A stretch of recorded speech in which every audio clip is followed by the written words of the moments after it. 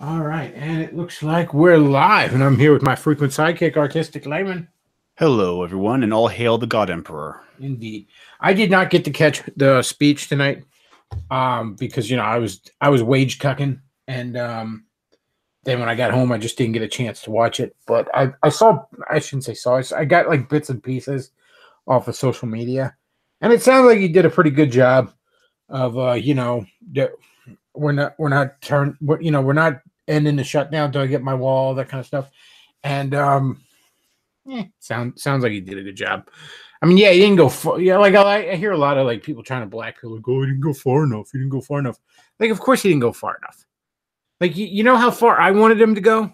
I wanted him to, issue a military coup and declare martial law and abolish the Senate and live on national television cut Nancy Pelosi's head off and say this skull is going to decorate my new wall. But obviously that wasn't likely to happen. Take what you get, folks. I will say, though, if the Democrats think this government shutdown is going to turn people against Trump, they're fucking fool themselves. Here's the thing. Back in the 90s, the government shut down, the showdown between Newt Gingrich and Bill Clinton. Yeah, that went poorly for the Republicans. But here's the thing. Nobody had really heard of a government shutdown at that point. You know what I mean? And it sounded scary. Nobody knew what the fuck it was. And also, the Democrats, the left, controlled the entirety of the media. There was the mainstream media and there was talk radio. That was it. There wasn't no fucking internet. All right. There wasn't. I don't even think Alex Jones' InfoWars was around at that point. I think it was late 90s he started. I could be wrong on that. There was no Fox News. There was nothing. Okay. There was NBC, CBS, ABC, and CNN. That was the fucking news. And then you combine that with the fact that, on the one side, you had Bill Clinton at his most charismatic, versus Newt Gingrich. So, yeah, the Democrats won that round. But now you got Nancy Pelosi and Chuck Schumer versus Trump. You have all this alternative media, especially online, despite their best attempts to squash it. No, this isn't going to go well for him. And not only that, but like, do you think anybody gives a shit if you were to come to him crying about, oh, the poor government employee who's not getting his check right now? Because first of all, when the government does go back to full thing, all those government workers that were furloughed, they're going to get paid retroactively and they didn't have to work. Okay. And I understand, if you're paycheck to paycheck, that can be tough, but that's still not too bad of a deal. And also, nobody likes government employees, Democrats. You understand that? Are you not aware of that? When you say government employee, most people think of a 400-pound black woman at the DMV. Nobody fucking likes that. This is not going to go well. This is our primary fight here, folks. Anti-Dem on Gab said that that Pelosi and Schumer look like the couple that runs a creepy motel in a low-budget horror movie. I mean, he's dead on. So again, though, I didn't really catch all the speech. I'm hoping I'll probably be able to watch it Thursday. Thursday, I have to take off work. I have to run my dad to the VA for this colonoscopy thing. He's getting a colonoscopy. I can't. He doesn't have anybody else that can take him. Just the way it is, nobody else is available. So I got to take off work and take him. And that means I basically have to take off the whole day because I don't know exactly when I'm taking him. They'll call him either the night before or possibly that morning and let him know when to come up. And again, if he doesn't have somebody with him, they won't even start the procedure. So, when in the evening when I get home, I'll probably watch the speech then. Not particularly happy about having to take off work. I don't like my job. It's not like that, but I kind of need the money, but whatever. Point is, I should be able to watch the speech on Thursday. And so I'll have analysis on Saturday. This would be perfect for Pelosi and Schumer. Matt Forney in the chat says, "I bet you don't even own a suit." I do not. I do not currently own a suit. Believe it or not, I know. Here you are listening to my opinions, and I'm suitless. No suit. So something I found out about today. This is actually kind of cool. Somebody in the chat was talking. Or not chat. I'm sorry. Somebody on Gab was talking about like the Orville, and they were like, "Why is the Orville so much better a Star Trek show than the actual Star Trek show that's on?" And I'm like, well, because Seth MacFarlane is an actual Star Trek fan. He understands what made Star Trek 1 special, and he's doing a show where he's putting his own unique spin on that. Star Trek Discovery is made by a bunch of hateful, soulless SJWs who merely want to piss on things. And then it kind of came up in there. It was like, and I was like, the Star Trek comics over at IDW are actually pretty good. Most of them, at least. And he's like, well, I'm just sad that Star Trek Aliens crossover got canceled. I'm like, what? I ain't never heard of this. So apparently there was a Star Trek The Next Generation Aliens, like, the Xenomorphs, like Aliens, crossover comic that was going to get made that got canceled. It was called, and I'm going off the Aliens Wikipedia here. Star Trek The Next Generation Aliens Acceptable Losses is a canceled limited crossover comic book series that was to be published by Dark Horse Comics and IDW in April 2017. It also says in here it was going to feature heavily the Borg and Romulans. That sounds fucking awesome. Why wasn't that a thing? That's the cover, the loose cover that is all that anyone knows about it. But yeah, that sounds fucking awesome. Why wasn't that a thing, man? I'm kind of surprised it's next gen now. I would have guessed they would have gone original crew if they were doing an Aliens crossover. Kirk was a bit more of the swashbuckling adventurer than Picard, so I can kind of see him fighting Xenomorphs more than Picard. Although, honestly, I'd go DS9 if I was doing a Star Trek Aliens crossover. Just because. Just being stranded on a space station just seems a little more in line with the horror elements of fighting Xenomorphs than being on a ship. And I know, the movies took place on a ship anyways, and it's not really that much different, but there's just something about being on a space station that just feels a little more claustrophobic than being on a ship.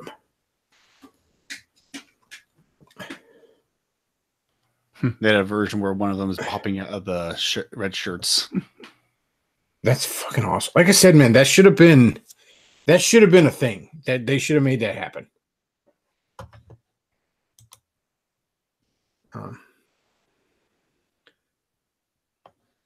Yeah, that definitely should have been a thing. I'd have read that. I'd have been excited about that shit. So moving on, here's a fun little article we're gonna read. Moving on from the silliness of comics, we're gonna talk about some real shit here, folks. Talk about some. Actually, you know what? Before we get to that article, let's shit on Davis a little bit. Oh, goody! That's always fun. It is. It is fun on a bun. So before you go to that article, here's a little tweet from Davis. So Davis is on Twitter. Somebody tweets. There are people on. There are some people on the dissident right there are people who espouse dissident right ideas before they were cool and thus had their reputations ruined. The strange thing is some of these people are still seen as locals among others in the dissident right, even though they earned that reputation by being ahead of their time. I think of Tommy Robertson and Arini in this category. So, Arini had a few responses to him, but he said something along the lines of, talking about all the infighting and the right. And he said something, he goes, furthermore, this sort of behavior, this lack of principled teamwork undermines dissident right principles. It will kill the horse before it gets into the park. Why is nobody supporting this pagan cult I'm trying to build up? It must be a lack of principled team up. Or teamwork. I'm sorry,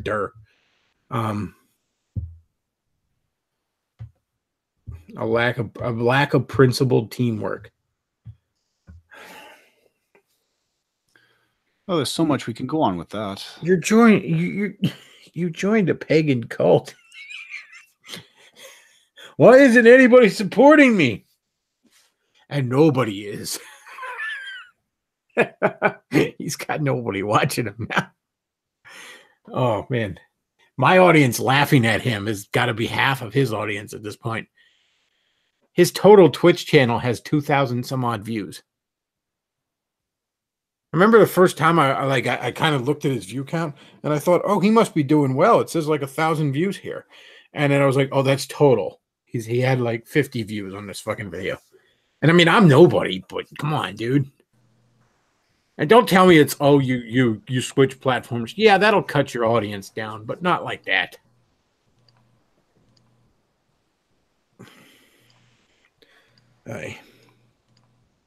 But yeah, I just saw that today. I thought it was funny. All right, so moving on to this article. This is on Breitbart.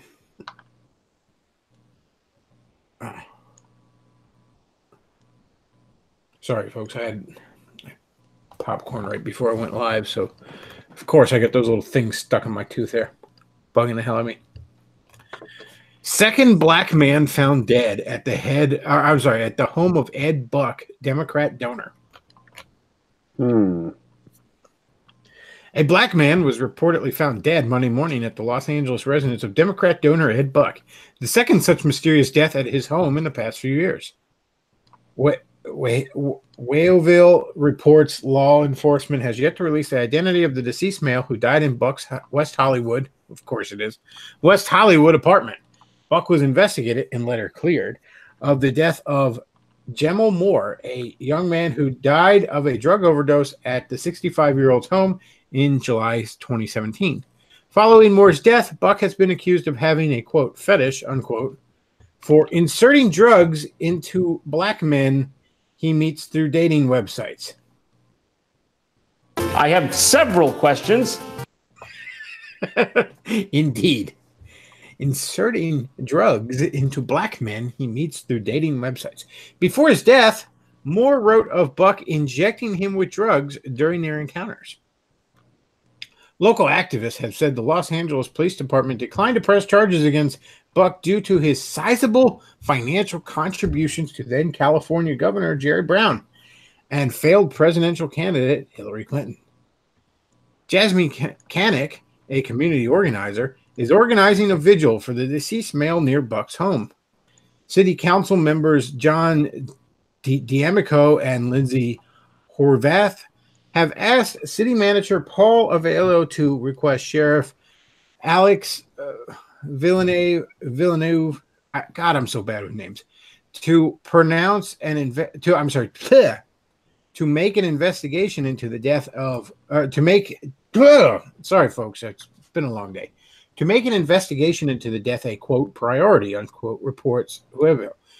Council member Lauren Meester is calling on the Homicide Division to investigate the matter. The LAPD has yet to issue a statement on the matter. I guess this is the guy. Shit. Yeah. So that's a thing that is going on. Matt Forney death. Matt Forney one's on. I'm sure Matt Forney is dying to discuss a possible Star Trek Aliens crossover and what he would like to see in it. So I'm bringing him on. Yeah. And also some fun news, guys. In case you're wondering, I recently got Sonic Mania, and I'll be playing in the background. Oh, cool. Somebody in the chat, go back to preschool Bechtloff, learn to read. Hey, fuck you. All right. It's late. I had a long day, and I'm reading an article about a guy shoving dead black people full of drugs, all right? It's a little... It takes a moment. Well, this just further supports my theory that you should never trust a grown man wearing a bow tie. Never. All right? Never trust a grown man wearing a bow tie.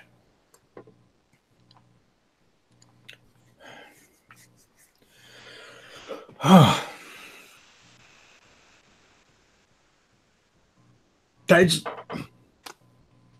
saw that article getting passed around. I'm like, how is this just getting glossed over? Very easily, it would seem, because Democrats.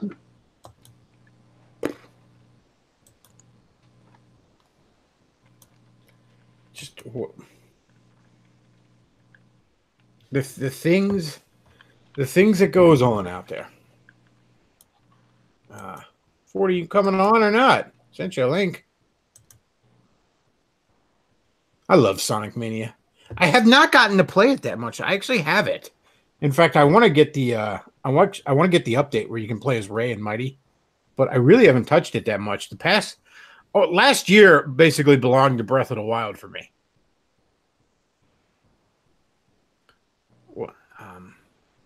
And now here lately, I've been. I'm sorry, what? Have you gotten close to being it yet? Oh no! Like I said, I've barely scratched the surface.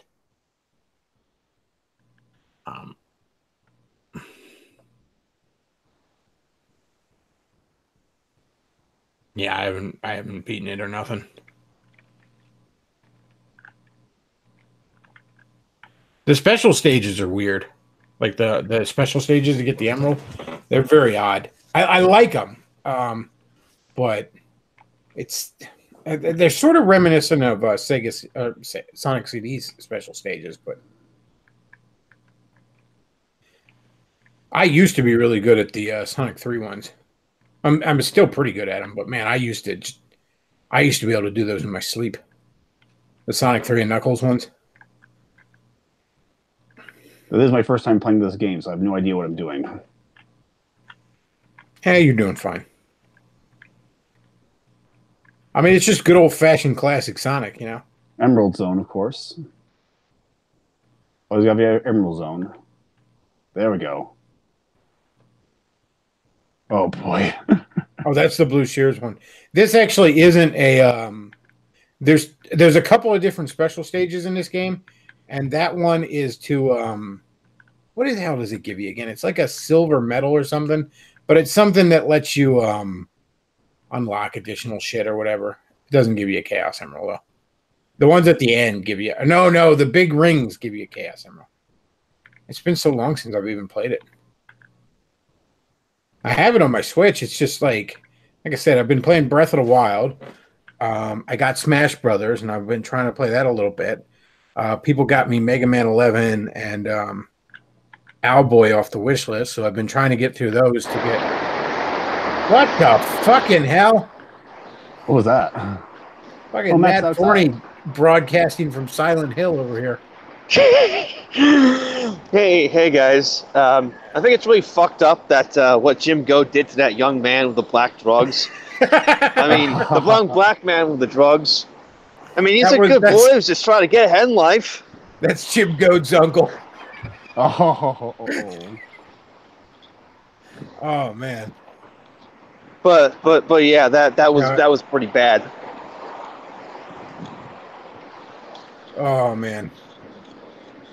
Can you hear me okay? Yeah, we can hear you fine. Yeah, I'm just walking past some traffic, so.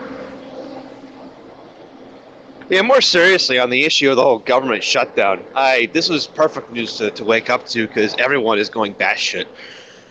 We were discussing this on the, well, I guess earlier today for you guys, on the Daily Wrap, and Brian Proctor made the point that Trump was not likely to declare a national emergency, but that's still a good thing because he was making the case for the wall and for combating illegal immigration on the, in a way that most Americans would be able to see it, in a way they'd be able to understand. And it was all guaranteed that the Democrats would overreact to it. Because they are going to assume the worst. They're going to assume, oh my God, evil Nazi Hitler is going to abuse his powers, blah, blah, blah. And now they look like utter fools. Oh yeah, this is not going well for them. This isn't panning out like they thought it would.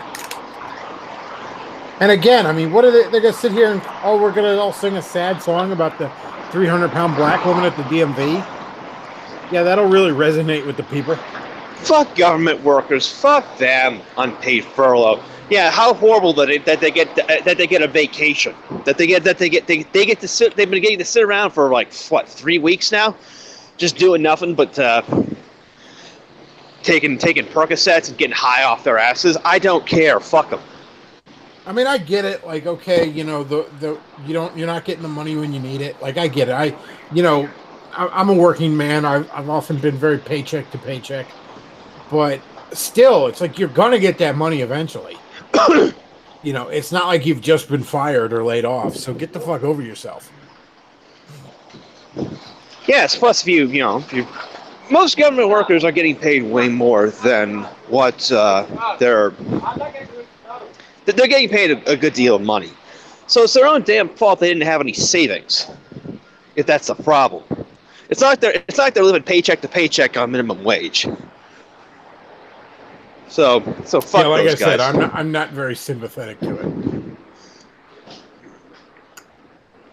Hell, you know what? If you are that broke, go to the fucking employment agency, get yourself a temp job in the meantime, and then look at that big fat check that's going to be coming your way once this is done. Yes. Well, again, Bechtloff, you have to consider these are government workers. The whole reason they're working for the state is because they can't or they don't want any legitimate employment. And as someone who used to work for the state, I understand this very well.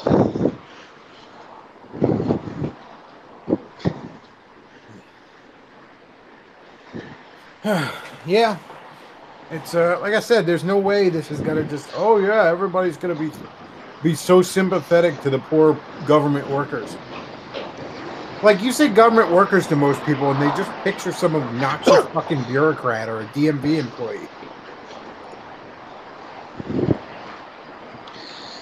Yes, I mean, they're acting like it's fucking. And the other thing, too, is like, these are all non essential government workers. Like, the people who are actually important to keeping the country running, you know, the military, the police, and the people who are not essential but yet still somehow get all the power that they want, like the NSA, they're still getting their paychecks. They're still showing up for work. You know, the lack of a budget has not stopped. Is not stopping the NSA from recording this entire conversation, I'm sure. So, you know, big deal. A few parks are closed. Seriously, I mean, what is the effect of the government shutdown on the average person?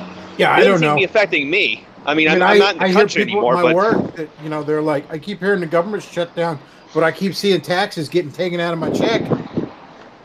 yeah. Yeah, I keep seeing people getting pulled over along the road. You know, it ain't like we can go all purge all of a sudden.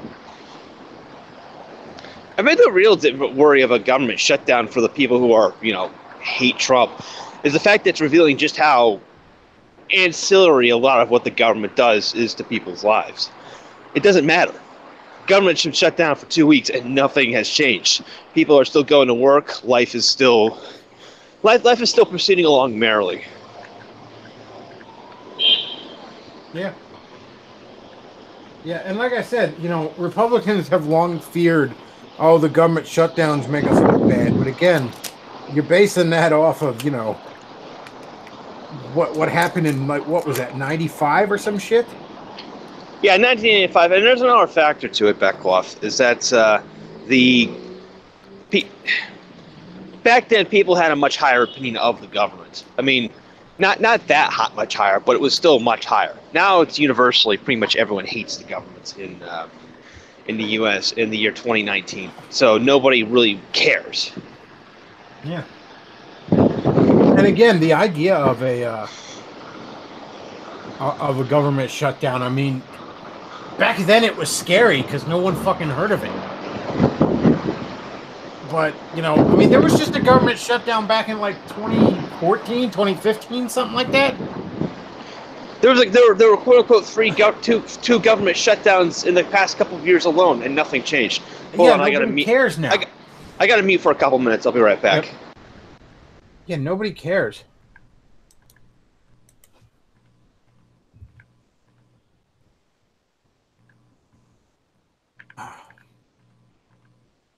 Sorry, responding to something there. Very professional of me, I know. Yeah, nobody cares. It's not affecting anything.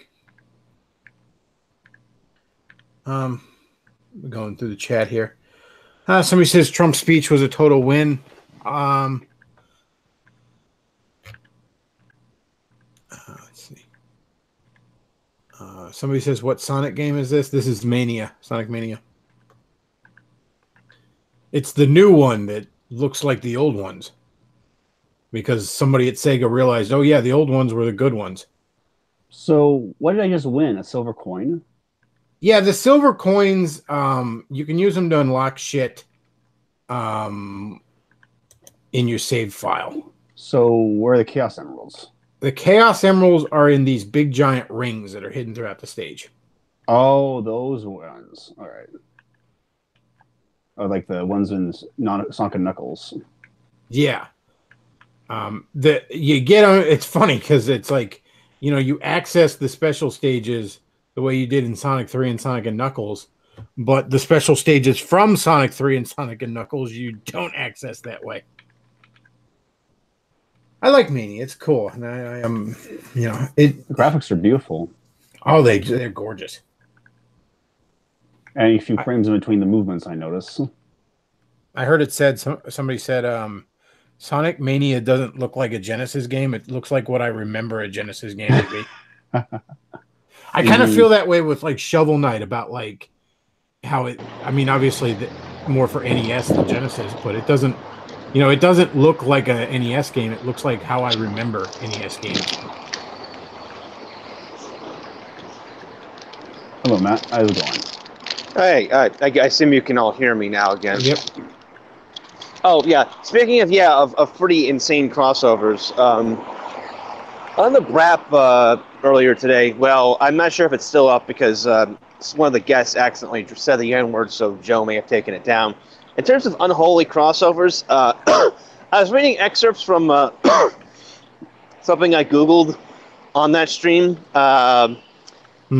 Lord of the Rings, Star Wars crossover erotic fan fiction called Star Wars: The Restricted Files.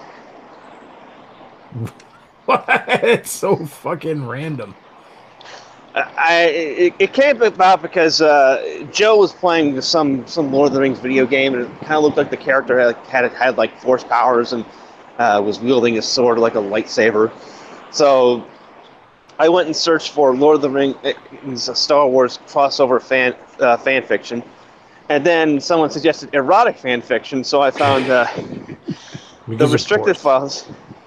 Yeah, I started reading an erotic story about an incestual erotic story about Luke Skywalker having a hard-on for his niece, which was so bad it caused one of the guests to mute his to quit the stream temporarily, and another one to leave to go get a drink.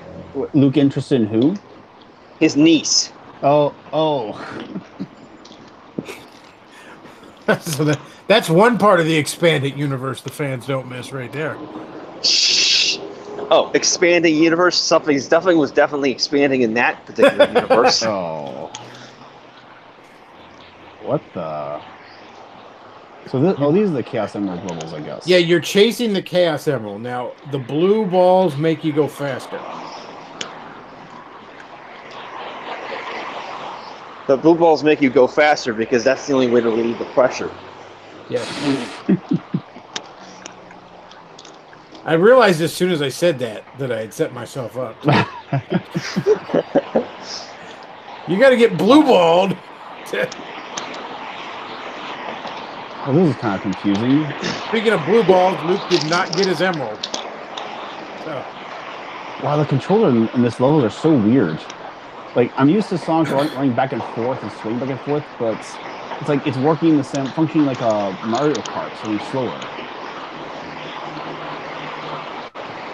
Gotta go fast. It's so weird, like for the longest time I would have called myself a Sonic fan, but the more I think about it, the more I realize, like, there's very little about Sonic I actually like. Like, I like the old Genesis era games and Mania, because it's just like And I like the Saturday morning cartoon with Princess Sally and the comic book that it inspired. But like everything else about Sonic, I think is shit. So it's so weird to like really, really love these particular things of this franchise and just hate everything else about it. Well, you remember like the stuff about when it was very, very new and before it went to shit. It's just that Sonic has been on a far longer shit streak than most franchises. And what else is weird is it's like the things I like about it are the things that the people that own Sonic seem to by and large want nothing to do with. I mean, I'm kind of amazed Mania exists like that. They finally got the hint of, hey, why don't we take all those guys that are making the fan games and let them make a game? And at the same time they did that, what else came out? Sonic Forces. That was everything fucking wrong with Sonic. It's like, okay, it's a grimdark fucking plot that's poorly written.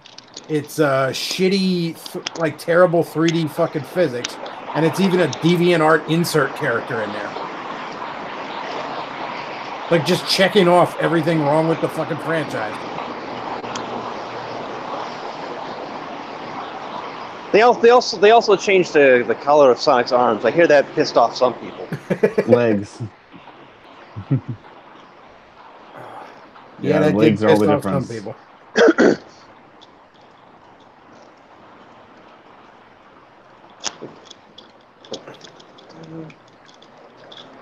Oh man. I see now. Poor Tails. He only gets the brunt of the work.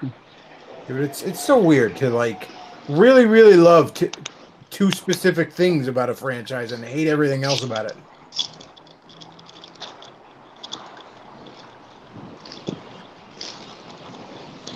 I imagine that's how a lot of Star Wars fans feel. Oh, at this point, certainly.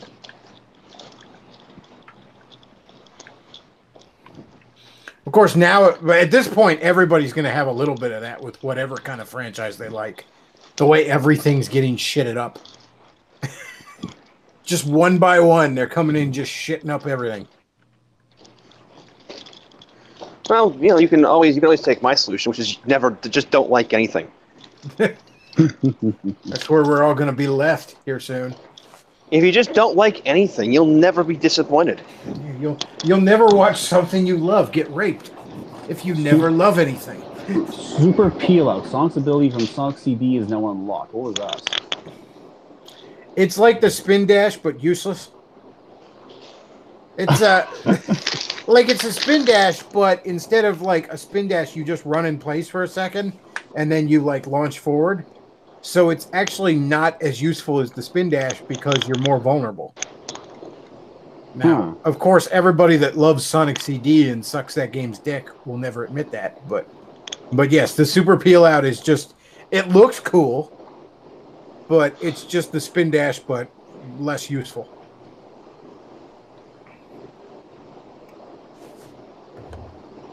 Like his legs do like a little figure 8 thing.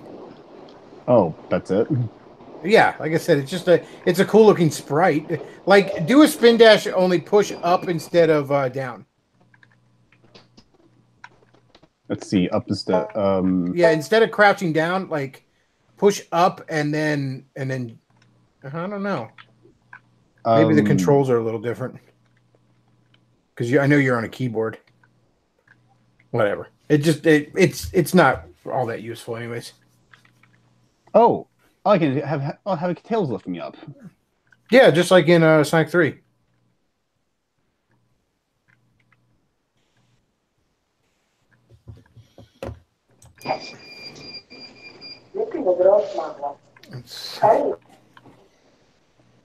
Yeah, somebody in the chat says, "Don't love anything, kid. They're just going to take it away from you." That is right.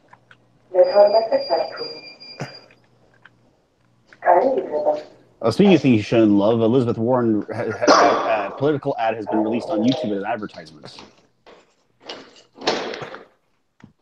I can't help but notice that she decides to present a portion of it like showing the downturn of American wealth, but it starts in the 1970s. I wonder what could have happened in the 1960s that could have contributed to that. Oh, it starts in the 70s when the liberals had almost complete political power? How about that? What a coinky dink. Well, she's probably not even gonna last in the primaries, so. I hope she goes all the way, man. She's fucking hilarious. I mean, it'd be fine for her to go all the way, but the issue is basically, like, who's gonna support her? Her primary supporter base overlaps with, like, the Bernie Bros. And the Bernie Bros basically don't trust her anymore because she spent most of the 2016 primary just sitting on the fence when they want her to endorse Sanders because Sanders was, the most aligned with her politically. She sits on the fence and doesn't do anything because she knows the score politically.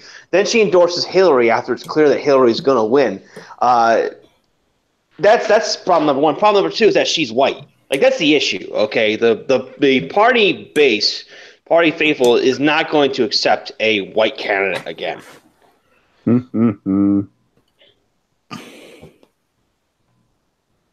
The other thing is, part of the reason I think she might get it is I don't think the Democrats expect to win the House or the presidency in 2020. I don't believe that they expect to get the presidency back. For as much as they bluster about they're going to remove Trump from office and he's going to be a one-termer and he's so unpopular, the actual people running the DNC have to know. They have to fucking know that they don't, unless somebody really fucking special comes out of the woodwork.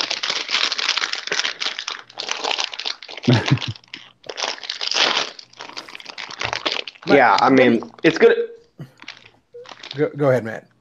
Yeah, the candidate they're going to run is going to be either Kamala Harris or, if the party polls for him, Joe Biden. Yeah, I was thinking Biden, but I mean, even Biden's. Yeah, Biden's probably got the best shot of any of them, and I mean, it's laughable. That's the biggest reason I'm convinced Trump will be a two-termer. I mean, A, I don't believe he's as unpopular as the establishment would love us to believe, but B, they don't have anybody to run against him. They don't fucking have anybody.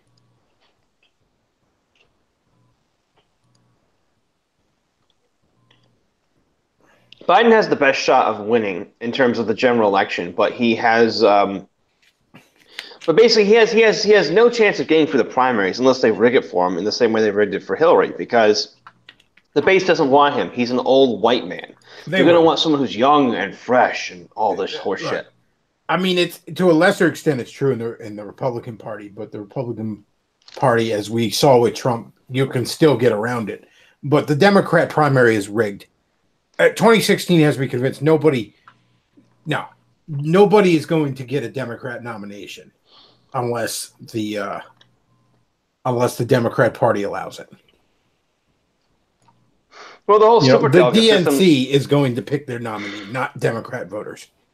Well, the whole DNC primary system allows them to do that with the superdelegate system, giving all the basically elected officials in the party the ability to veto the existing, whoever the people pick. That was picked after George McGovern won the 1972 primary and then lost the general election in a landslide. Nostalgia Wounds in the chat. He says the middle class share of U.S. income started to decline when Nixon took us off the gold standard. Yes, it is true.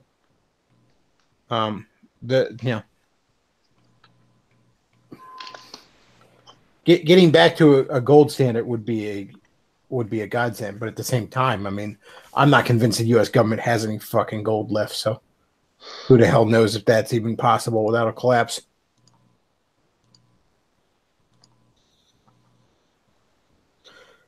But yeah, ending the Fed there's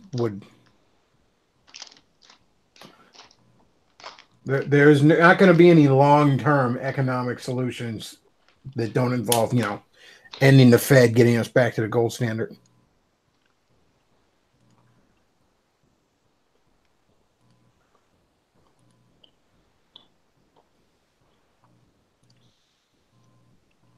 Well, that is something that I think that Trump is maybe hinting at doing. I mean, he's attacked the Fed more vociferously than any president in recent memory. Well, I mean, obviously the Federal Reserve, predates us going off the gold standard, but you know what's the old joke? The last president that was serious about getting the Federal Reserve under control was Kennedy. We all saw what happened to him. I'm also thinking more in terms of this particular issue, like an overarching issue that everyone, all the Democrats want to pretend is not there. The same story. Gosh, I wonder why real wages aren't budging. Gosh, I wonder why there's such a huge deficit. I wonder why the debt is so large. Got a lot of unfunded liabilities? We might be on the trail of a course. Ooh, I wonder if there's a widening wealth disparity between rich and poor in the United States. I bet you that's the fault of the free market, because Lord knows immigration isn't run by the government. Immigration isn't some giant government program like welfare. Well, that's the other thing. I mean, another reason wages have stagnated is because you've allowed is because of immigration. You increase the amount of workers, then you increase the supply of labor, as it were. And, you combine that with the fact that a lot of these workers are coming from places where they were happy to make a fucking $1 a day. So now they're ecstatic to come over here and make $5 a day kind of shit. That stagnates wages. Wages have not kept up with inflation at all over the last few decades.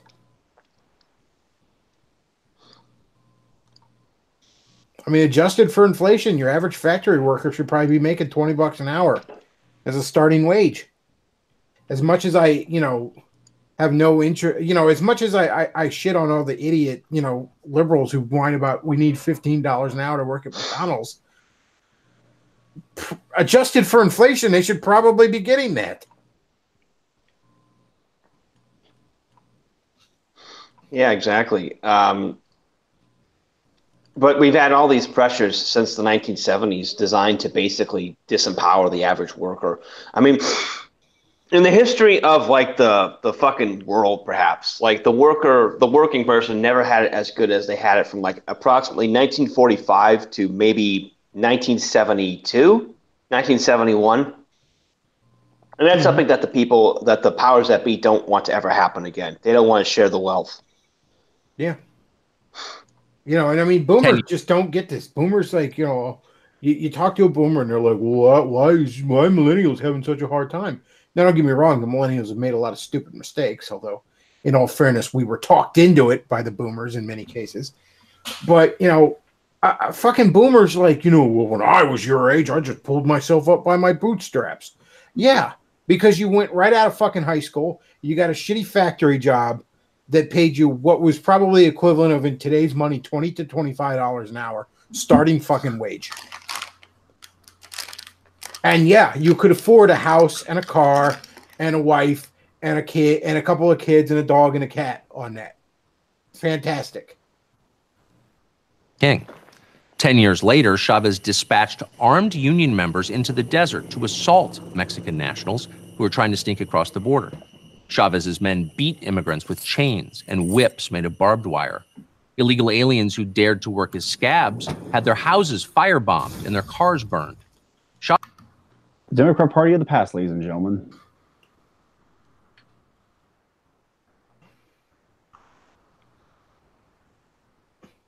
But really, as despicable as the Democrats are, the Republicans aren't much better.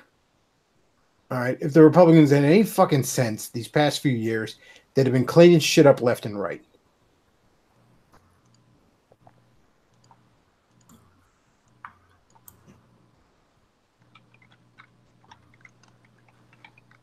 I mean, hell, look at the amount of power the Republican Party had through the 2000s. Bush had 6 consecutive years of having his party having absolute fucking control over the federal government. And they gave us nothing but the Patriot Act and Gitmo and the Iraq War. So the party up until now has been run by the same Chamber of Commerce cucks who caused the fucking problem. They had no interest into, well, and technically really they still don't. If it weren't for Trump, there would be no element of the Republican Party that would give a shit about the average person. Yeah, all this crap about, like, still to this day, the Republican Party, what do they push when they're in power? Oh, we want a tax cut on the very, very rich. Look, I'm all in favor of cutting taxes just basically in general. All right. But no, I'm sorry. I didn't vote for giving the rich, which are mostly shit-lib global homo pieces of garbage, a fucking tax cut. That's not what I voted on. I guess there's just something innately appealing about pinning that invisible badge to your lapel and boldly proclaiming your undying allegiance to a larger army that, from a practical standpoint, is effectively impotent. Just ask Democrats and Republicans.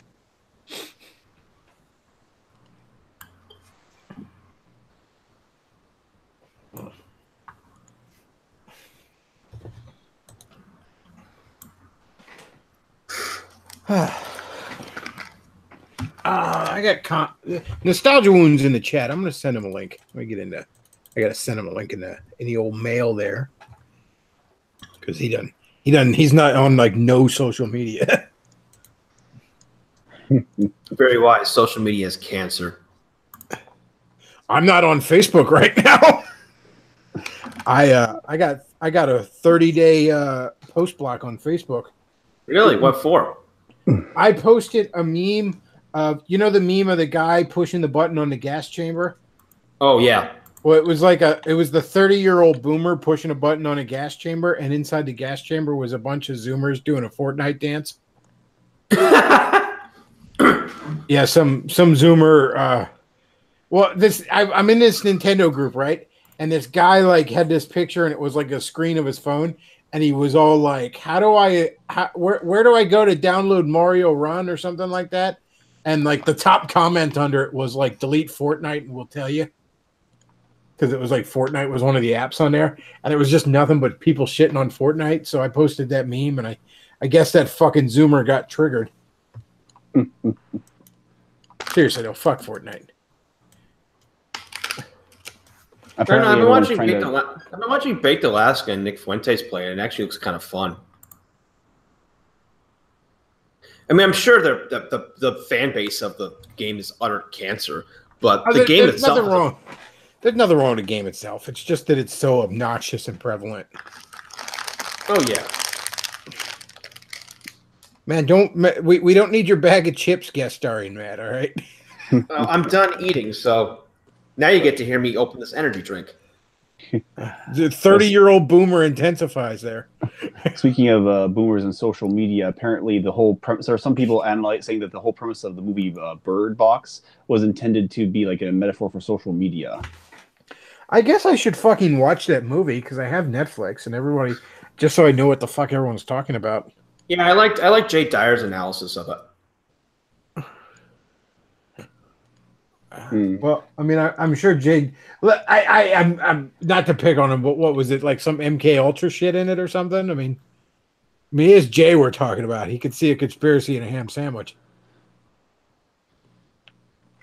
Something along those lines. I have to go watch it again, but I mean, I love Jay. I've heard about his channel before, and he's the thing about the conspiracy guys is they're right far more often than they're wrong.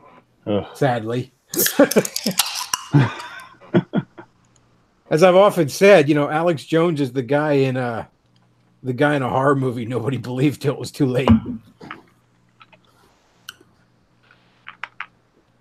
I love the meme though of like her with the blindfold and the kids with the blindfold, like they did one of like it's like them walking and it's like a big like display of like Star Wars merchandise behind it. And it was like just ignore Star Wars stuff now. Good God. Think of how inept the shit lives in Hollywood have become that they managed to make Star Wars not profitable. I assume you saw the pictures of like that Asian chick from Star Wars, the action figure being marked down to 50 cents at Walmart. Yeah, I think I saw that. I mean, think about that. Like, I didn't think Star Wars fans had any fucking standards.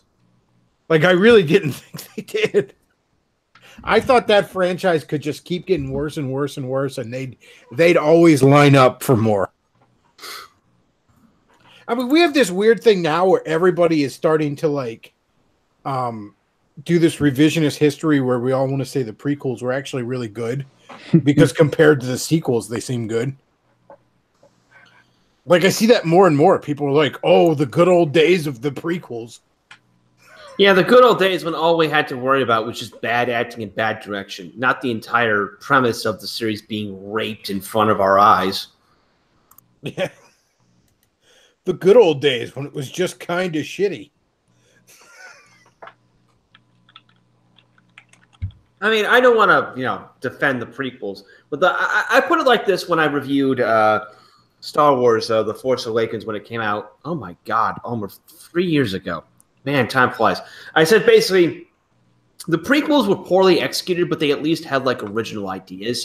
George Lucas was trying. He wasn't good at it at all, but he was trying. Whereas the new movies have no ideas. The only things that are even quasi-original in them are all the social justice horse shit. Yeah, I said once I'm like, I give the prequels an F, but I got to give Force Awakens an incomplete because they just copied someone else's homework. I don't know where you're getting at there, Luke, but that is delightful. I think I've downloaded the wrong Star Wars movie. No, I downloaded the right Star Wars movie. Speaking of which, do you guys want to hear some excerpts from Star Wars: The Restricted Files? We sure don't. And yeah, I just checked. Joe the Boomer deleted the stream where I read that aloud. Not because of me, but because someone said the N-word. Somebody says white boys like Star Wars, so the SJWs must destroy it. I guess that's why the SJWs aren't going to ever destroy Dragon Ball Z. Like, I've noticed this before, and I'll say this again. Like, for whatever reason, if you have a white nerd, there's a good chance he likes Dragon Ball Z. But if you have a black or a brown nerd, there is like a 98% chance he's into Dragon Ball Z. I don't pretend to understand why that is. It's just something I've observed. Like, what white kid might be into Dragon Ball Z? A Filipino kid or a Mexican kid or a black kid that's into nerdy shit, near 100% chance he's all about Dragon Ball Z. Again, don't even know why that is. Couldn't tell you. I have literally no theories as to why that is. It's just something I've observed. Hey, Common Filth, how's it going? Common Filth is with us in spirit. He just posted it in the chat there. Damn it. I guess he's having a mic problem. I never liked Dragon Ball Z. I had a roommate that was into it, and I tried to watch it with him. I'm like, this is ass. At what degree? At the very beginning or just near the middle? What? I don't know. The one thing I really remember is they were fighting the fat pink guy. Oh, yeah. Boo. Watching Boo. And Dragon Ball they killed him, and he came back as a skinny pink guy, and he was meaner. Dragon Ball Z's popularity makes a lot more sense when you realize that its popularity coincided with when schools began giving amphetamines to young boys to get them to settle down in class. Like Ritalin made Dragon Ball Z possible. I guess. Honestly, don't get me wrong, I don't particularly like either one. But if I had to pick between watching Dragon Ball Z and fucking Sailor Moon, I think I'd take Sailor Moon. Like, that's how much I think Dragon Ball Z is shit. Well, Sailor Moon. I mean, at least in a pinch, I could whack off to the transformation sequences in Sailor Moon.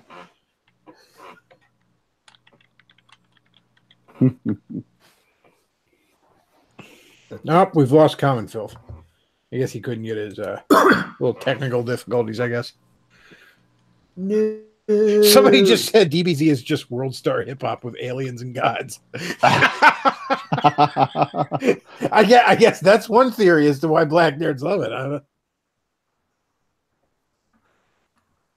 it. Somebody says a lot of black nerds like DBZ, Latino nerds too. That's what I'm saying. Like, if you're a white nerd, there's a good chance they like Dragon Ball Z. But a black or brown nerd, like 100% chance. I mean, like 99%. I've never known a Filipino or Mexican or black kid that was into nerdy shit that didn't love him some Dragon Ball Z. I mean, love it.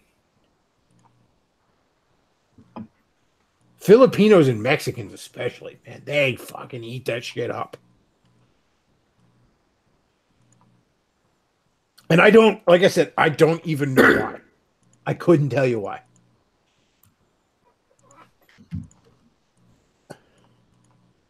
Somebody says DBZ has Piccolo, the only black father who's still around. I don't even know which character that is. I don't know like half the characters in that show. Like I really can't get into Dragon Ball Z. I've tried because I have friends that fucking love it. I'm just like, this is just ass.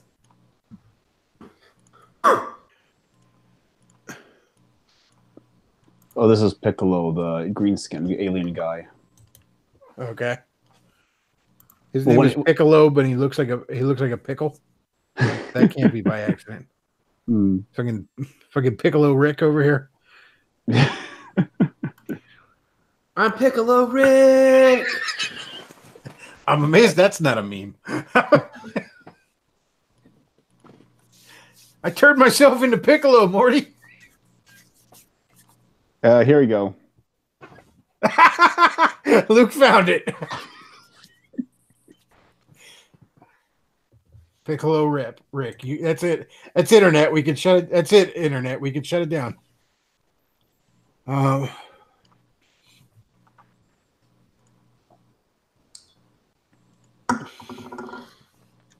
see. Somebody asked, CF is our resident Mexican Jew. Do you like Dragon Ball Z?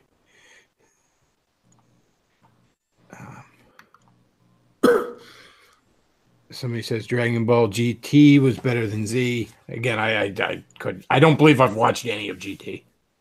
I watched a little bit of Dragon Ball and a little bit of Dragon Ball Z. Like I said, I had a roommate that was really into it, and I've had friends that were into it. Confelf says in the sidebar that he does not like Dragon Ball Z. Oh, good. Good to hear.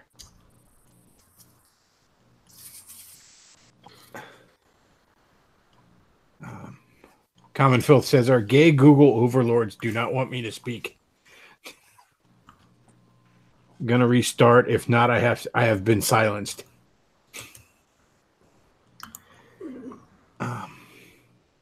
Somebody says Piccolo's species are like slugs, so they have both sex organs. Huh. Well, they're asexual. They cough up their eggs. You know what's fucked up? All this tranny shit. Like, anytime I hear of, like, an alien in fiction and they're like, oh, this alien has both sex organs or they have 3 genders or something, I no longer think of it as an interesting sci-fi idea, and I think there's some SJW pushing degeneracy on me. Like, in a way, they've sort of ruined that whole aspect of sci-fi. My question is, like, if they have both sex organs, why don't they go fuck themselves? You know, maybe they could. Maybe there's a pardon me. There's I remember seeing like some nature documentary that there was a species of beetle or something like that if the female couldn't find a mate before the season ended, she would just lay a bunch of eggs that were just genetic copies of herself.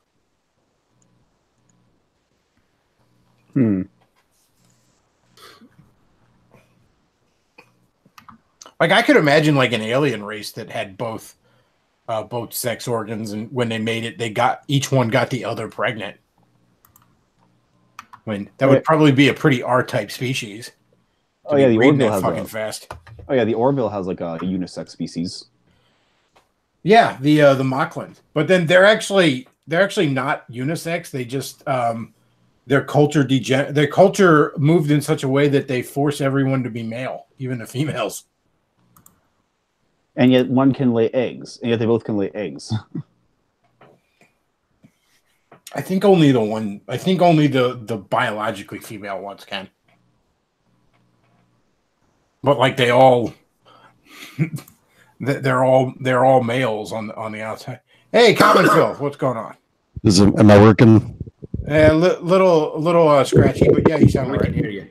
All right, cool. I've not been silenced. Not yet. Yeah, not yet. They're coming for you though. They're sending a van out to your place. I've been keeping a low profile. I don't think we'll do that yet. They didn't like that review of that one Reservoir Dogs game, so they're coming for you. Hey, speaking of which, I'm finishing up my review of The Getaway, so Oh, cool. look forward to that. Awesome.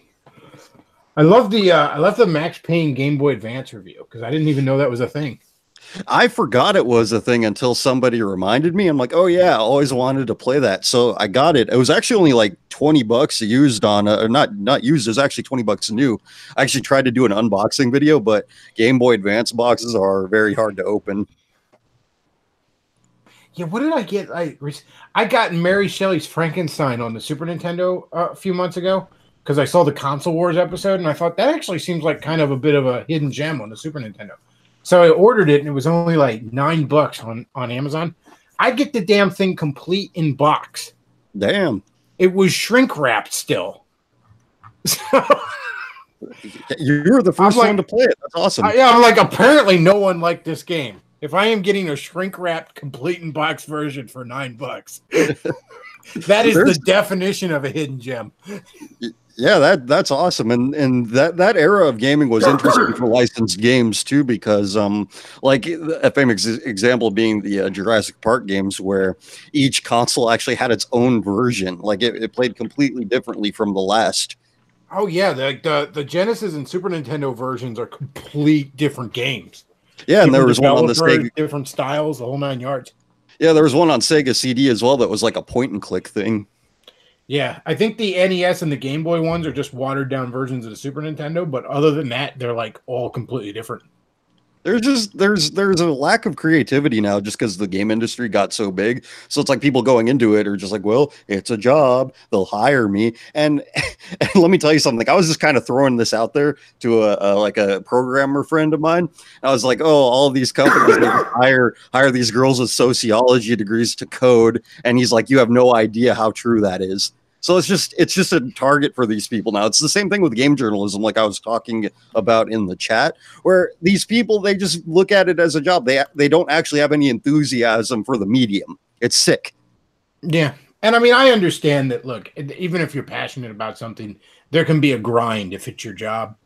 You know, you have to play this game to review it, even if you don't feel like it at the moment. But there really is, like, you could tell with a lot of them, there was no passion even at the start.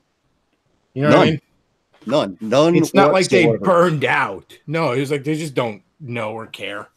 Well, that's how you get these game journalists that just suck at video games. Just can't fucking play. Look, I'm hardly the greatest guy at video games, okay? But, you know, I'm also not, it's not my living to do them. Yeah, like, but you could get past the tutorial of Cuphead no matter how burned out you are on video games. It's just so weird that it's like, it would be like if we had literary critics that could only read at like a first grade level and just were trying to argue with you that that's okay, that you're wrong for questioning that. Like, or if I had fucking blind movie reviewers or some shit, like what? It's fine. People describe it to me. No, I don't think you're qualified to do this job. It's insane. It's all insane. And I think my ears were ringing because you guys were talking about Sonic, and somebody said in the chat that Sonic is like an autism magnet. I actually think it's an autism trigger, and I'm very thankful that I didn't get triggered because I loved Sonic. That was what I played when I was little. Oh, I love Sonic too. Like I said, I loved the Genesis era games, and I loved like the cartoon with Princess Sally and like the comic book that was based off of it. And all. I loved that as a kid. And even as an adult, I can go back and like I can watch that cartoon, and it's one of those cartoons that still kind of holds up, even doing an adult. Like, yeah, the jokes are a little corny sometimes, but I'm like, this is actually a decent cartoon, because sometimes you watch stuff you watched as a kid, and you're like, what the fuck was wrong with me? Like, why did I think this was good? But no, I'm watching it, and I'm like, no, this is a pretty solid cartoon. But then like everything else about Sonic after that, it just is like okay at best and cringy dog shit at worst. Yeah, I thought the 3D games are pretty substandard, but I go back to them now and it's like, wow, what was I complaining about? These are fine compared to what the series ended up being. Like, I found one of the Sonic Wii games at a thrift store, and I was playing it. I'm like, oh my gosh, this is like the worst thing ever. And so it could always get worse. Yeah, I mean, I remember playing like a little bit of Sonic Adventure It wasn't even at a friend's house. It was one of, remember, like in department stores in the electronics section, you could like play a game for a little while. Oh Like, yeah, that was you know, great. if you were there too long, the clerk could chase you out or something. But I remember playing it for a while, and I'm like, this just isn't good. And Sonic Adventure 1 and 2, especially 2, people still, you know, rave about, oh, that was good 3D Sonic. I'm like, see, I think it's one of those situations like what they're starting to do with the Star Wars prequels. Like, no, this was bad. You're just now thinking it was good because it got much worse. Okay? Like, no, this was bad. Okay, yes, it got worse. Well, But- I will defend number 2 on the basis that it did adopt the structure of like a typical Sonic game, like of the Genesis games, whereas where Sonic Adventure 1 was more of an open world thing, which sucked. But Sonic Adventure 2 got rid of that and was much I feel better like as a Sonic result. Adventure 2 was when they were starting to get in the groove of beginning to get it right. And then they just went in a completely different direction. Sonic Heroes wasn't bad, but again, it wasn't very memorable. It just had too many of those damn characters. Well, Sonic Heroes' biggest problem is that they clearly rushed it, and a lot of the physics engines were broken. Other than that, it's fine. I mean, other than the fact that you're going to die a lot due to glitches, it's a fine game. Yeah. But then, You got my, you got my autism all flared up now. I Oh, did a good dude, I job mean, of hiding it. like I said, I loved Sonic back in the day. That old cartoon and the Genesis era games, like Sonic 3 and Knuckles. Like when you combine the two and you get the game the way it was supposed to be before they broke it up. Like that's probably my favorite game. I don't know if you remember this website called Sonic Cult, but I remember this is before the internet got crappy and it was still kind of a free for all. It was still kind of cool, and finding these websites was a treasure. But the first thing that I saw that made me question the human condition was a site called Sonic Cult, and they had a blog post putting one of their former members on blast for like drawing fetish porn of one of the underage girl characters in Sonic. Oh, And that was a turning point for me. I'm like, wait, what kind of people are really out there? What have my parents not told me about here? One of the things I still love about Sonic is, and I actually like getting them on carts if I can find them, is all like the Sonic ROM hack games for Genesis. And like there's a few places, like there's shops on Etsy and all where they'll actually put those games on physical Genesis carts. And I've got a bunch of Sonic ROM hacks for my Genesis. Like I got a lot of them are just versions of Sonic 1 where you can play it. Luke is finding some disturbing shit here. A lot of them are just versions of Sonic 1 where you can play as other characters. Like I have one where you can play as Princess Sally and another where you can play as Bunny Rabbit from those cartoons. And I think I got like one where you play as Mighty and stuff like that. But some of them are like completely different games, like Sonic Mega Mix and stuff. Wow, Luke. Are you sure you don't want me to read from Star Wars The Restricted Files? I am very sure.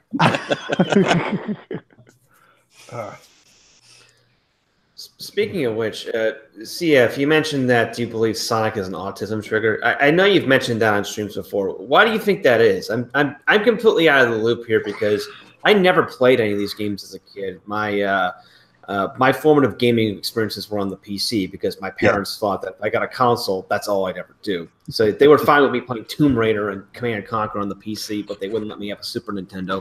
It's weird. My dad felt like Genesis and a 32X my grandma got me was the last video game stuff my dad got me, except he was willing to get me games on the computer. Oh. Again, it's that same thing. It must be a boomer thing where it's like, maybe he thought they were educational or something, even though he's buying me like Oddworld and Tomb Raider and shit.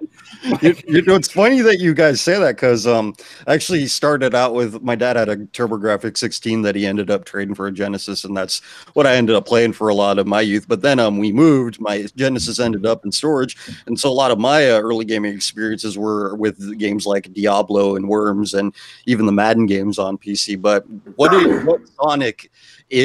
makes Sonic an autism trigger is I'm not sure. Maybe it's just the way the game moves because it is very fast. It's interesting to look at. It doesn't really look like any other game, so maybe that has something to do with it, but I'm really not sure. I don't like. I've heard some people say it's the furry element, and I don't think that's true because, like, okay, yeah, you could look at Princess Sally and say that's furry bait, or Amy or Rouge the Bat or something. But I mean, it's not like, you know, the fucking Rescue Rangers launched furries either. You know what I mean? It's like, Right. I had somebody tell me they think it's just the way Sonic looks. Like, I had somebody tell me that they knew autistic kids before Sonic that were huge into Felix the Cat. Remember, there was like a revival in the late 80s of Felix the Cat, and there was even like a game on the NES, which is kind of a hidden gem on the NES, although I think it's gone up in price recently. But like, they kind of argued that maybe was part of it, because Sonic's face is like the design of that character is based. There's clear inspiration from Felix the Cat in the way Sonic looks.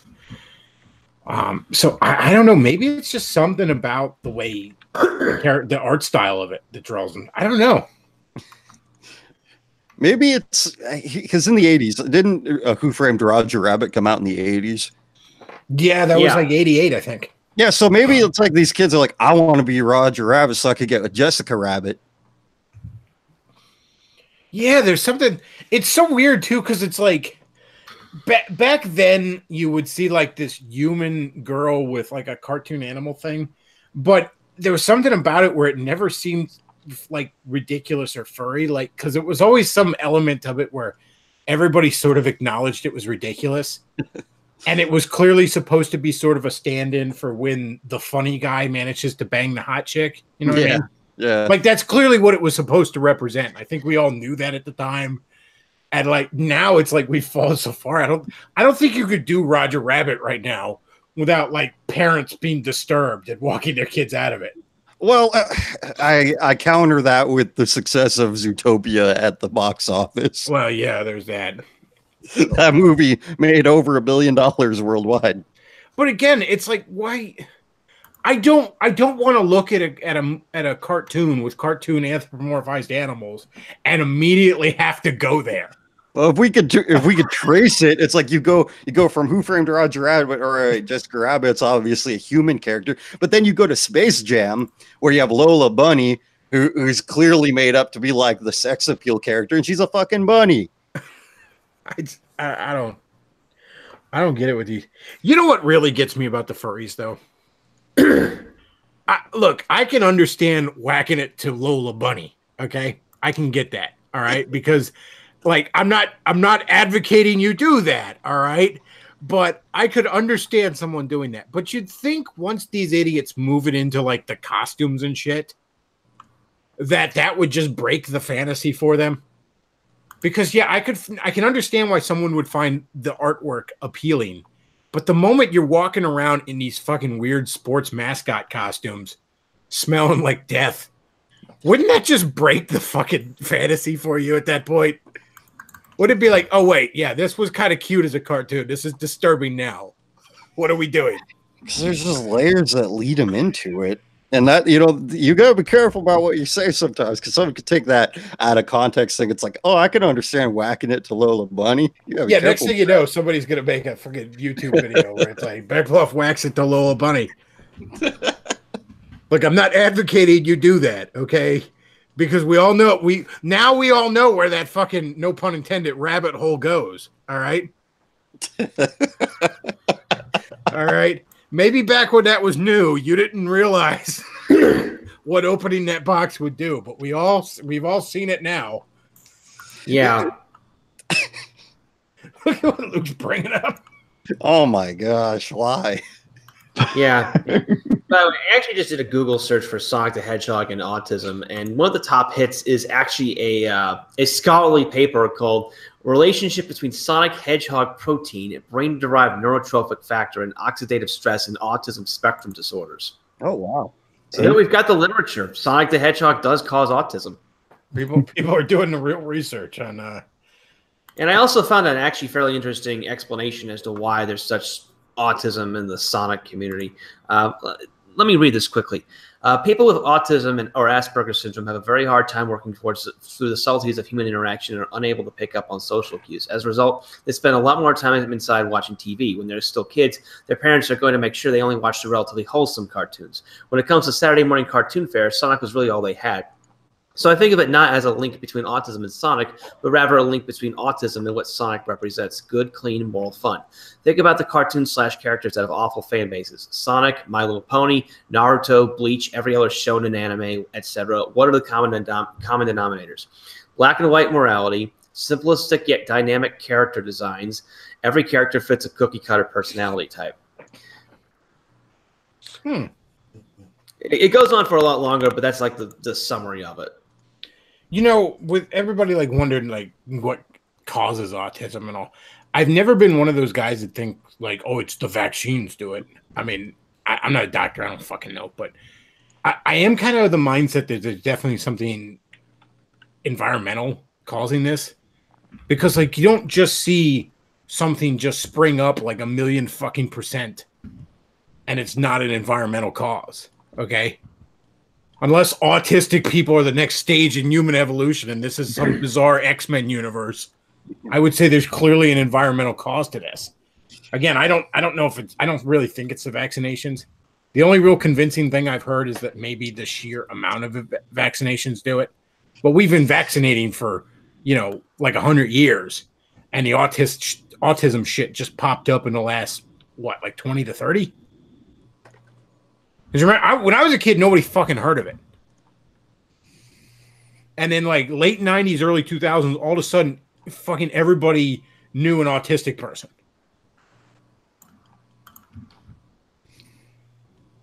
So there's got to be something environmental about that.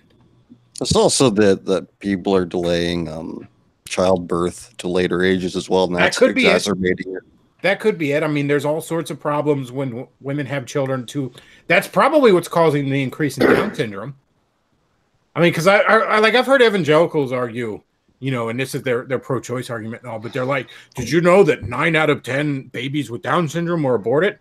And I'm like, okay, let's set aside the abortion debate for a second. Are you telling me there's supposed to be 10 times as many of these fuckers? Because I see a lot of people with Down syndrome out there. Yeah, it's like bragging about. And if you're trying to tell me that I'm only seeing 1/10 of what should be out there, that's fucking horrifying. Is there something in the water? What the fuck is doing that? We need to figure it out. Yeah, it's like bragging about how you killed 60 cockroaches in your basement. It's like, yeah, that's nice, you got rid of them, but how many more of them are in the walls? I mean, just like I said, I understand why people.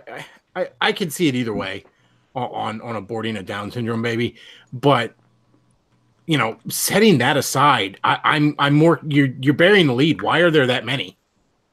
Well, you live in a wider region of the nation too, because where I am, I don't see too many of them, and I think you probably know why.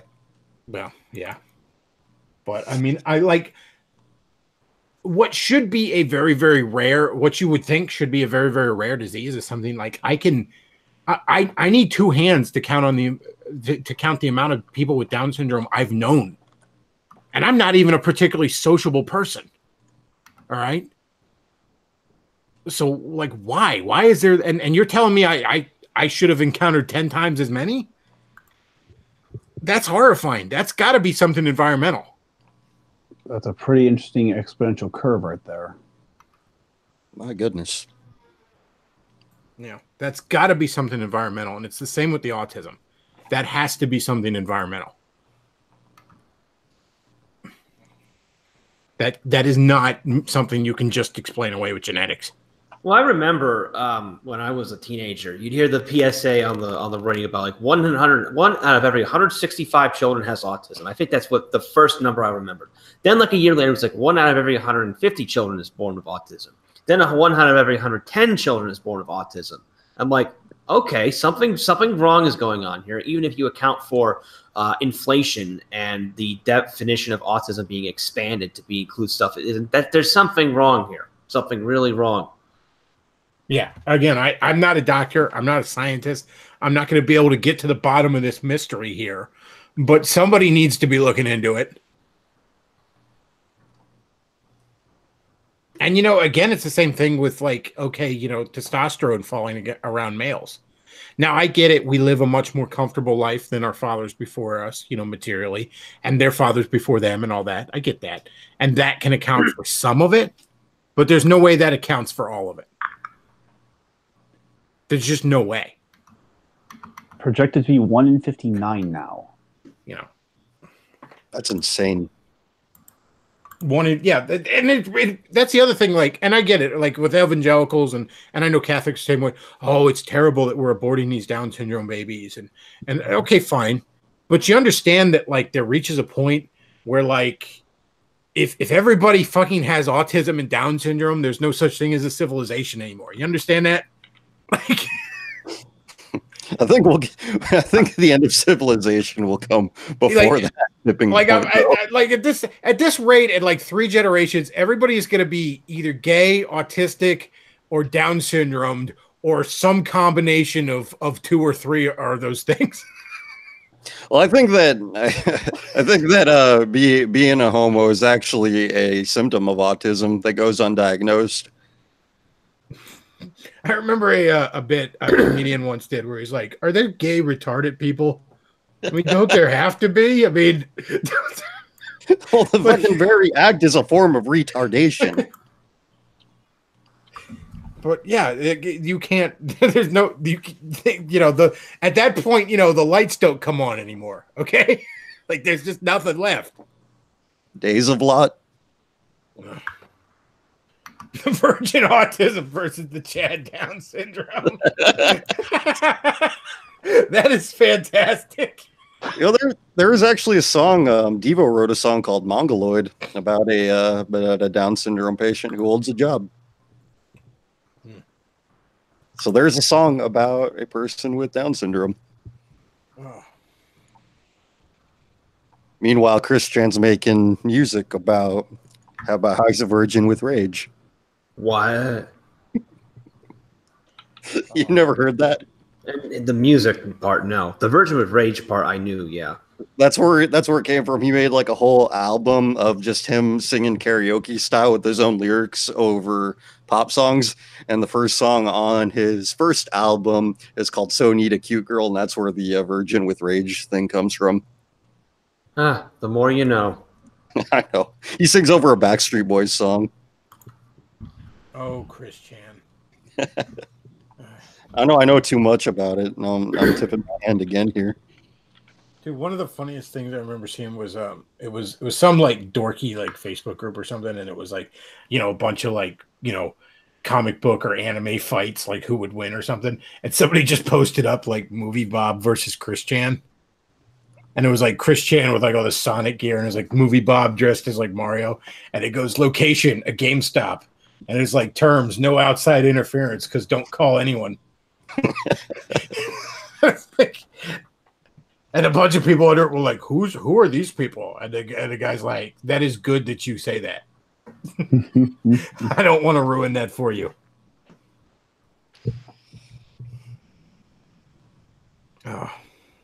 Oh, Christian. You really can't go back from knowing like what kind of people are out there. It's like you cannot view humanity ever in the same way again once you know. I remember when bronies were explained to me. Like, I will never forget that. I'm at the comic book store. It's like 2012. And I see they just like, it's like new comic book day. And I'm like, oh, I get some comic books. And I see they had a bunch of My Little Pony toys. And like, they came with like little DVDs. Like they looked like the size of like GameCube discs, but I guess they could play the DVD player. And I guess they had like one episode on it or something. And I'm just looking at all these things and I'm thinking like, and I look at the clerk and I'm like, are you really going to sell these? I mean, this is a comic book store. You don't get that many chicks in here. And he just looked at me and he's like, oh, you don't know. And I'm like, I don't know what. And he's like, let me explain something to you.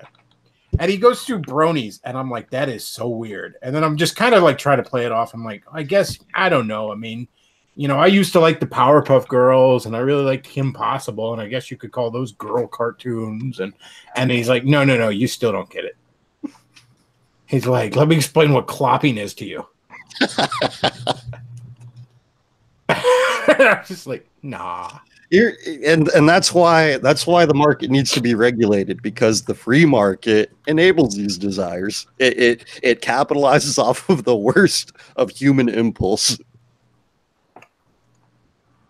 Because if there was no demand, there would be no shelf space dedicated to it. Well, I don't necessarily disagree with that, but I'm just of the mindset that I want us to have, an actual fucking church again in this country. An actual like Christian backing in this country where people that do this shit are shamed. You know what I mean? Yeah, but Jesus said, "Don't judge, bro." Jesus one says, "Don't judge, bro." It's something like Daniel Tosh used to stick in his act, like early on when he would constantly like he'd say some degenerate thing that he was doing, and he'd just quickly go, "Don't judge me. The Bible says not to." Yeah, like as an obvious joke. Yeah, but that became a joke, and people are like, "Oh wait, that's a good point." They actually took that seriously. Yeah.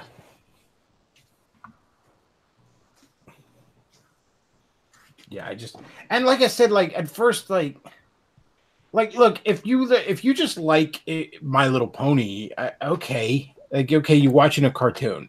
I don't want to be like, oh, that's bad. You can't. Like, I'm not trying to turn into fucking Davis Arini, where I'm trying to tell everyone we can't have fun. Like, if you just watch a cartoon and you think it's funny and cute, okay, fine. But that's not what these guys are doing. No, like, that's not what's going on here. Okay. Well, it's like you can watch it with, it's like if you have a daughter and she likes to watch it and you watch it with her, it's fine. I mean, if you're just like, oh, you know what, that cartoon's pretty. Like I said, I loved Kim Possible when it was out, and I was already like, I think I was like a senior in high school when that premiered, so I was well past the age demographic, but I just thought it was a great fucking show. I remember my girlfriend at the time was giving me shit about it. She's like, I understand why you like superhero cartoons because you like comic books, but why do you watch this dumb cartoon? And I'm like, sit down and watch it with me. And like halfway through, she's like, okay, this cartoon's awesome. I'm like, I know, right? It's fucking great. But I wasn't like I didn't make that my identity for those few years. You know what I mean? Like I wasn't obnoxious about it. It was just a show that I watched.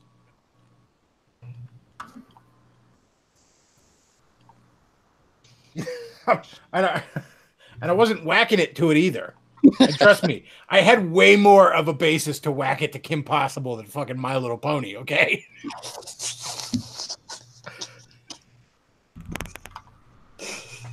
Oh, I never noticed that before. Oh yeah, I saw that meme before. I don't get it, man. What the hell? Because people can't distinguish fantasy from reality anymore. Dude, they just got no grounding, I guess. That's what it boils down to. They just, they got no social skills. They got no fucking real family or friends around them. They got, they certainly don't have any fucking, religion or anything to just keep them grounded, Well, it's because the apparatuses which contain us enable it. Because it's like you have kids. It's like, oh, I don't have to raise my kid beyond the first 3 years. I could send him to daycare and I could send him to school for half the waking hours of the day. Yeah, I'll do that. Because if you make something available, people will take advantage of it. People will take that path of least resistance.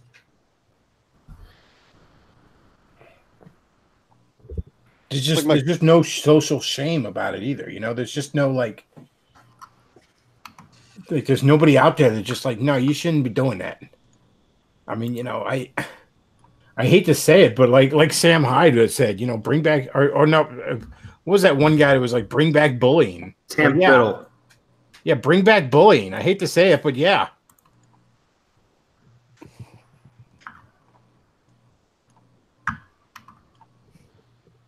Well, a lot of it comes back to just, again, a lack of social engagement and in general. People don't want to socialize. It goes back to what you often talk about, Bechtloff, with the death of the mall. We were actually discussing this on the BRAP yesterday. The death of the mall represents the death of just public spaces in general, because people don't want to interact with each other. They don't want to go to the arcade and play games. They don't want to be social. They just want to the replacement of the mall with the strip mall, and then that being superseded by online shopping is just a reflection of people's antisocial attitudes. You see this, you don't see it as strongly in other countries. Like, all the great malls I've seen as an adult were all outside of the U.S. The best mall, like I've talked about this before, the best malls I've ever seen were in the Philippines, of all places. You know, the Mall of Asia in Manila has an gigantic indoor skating rink, for example.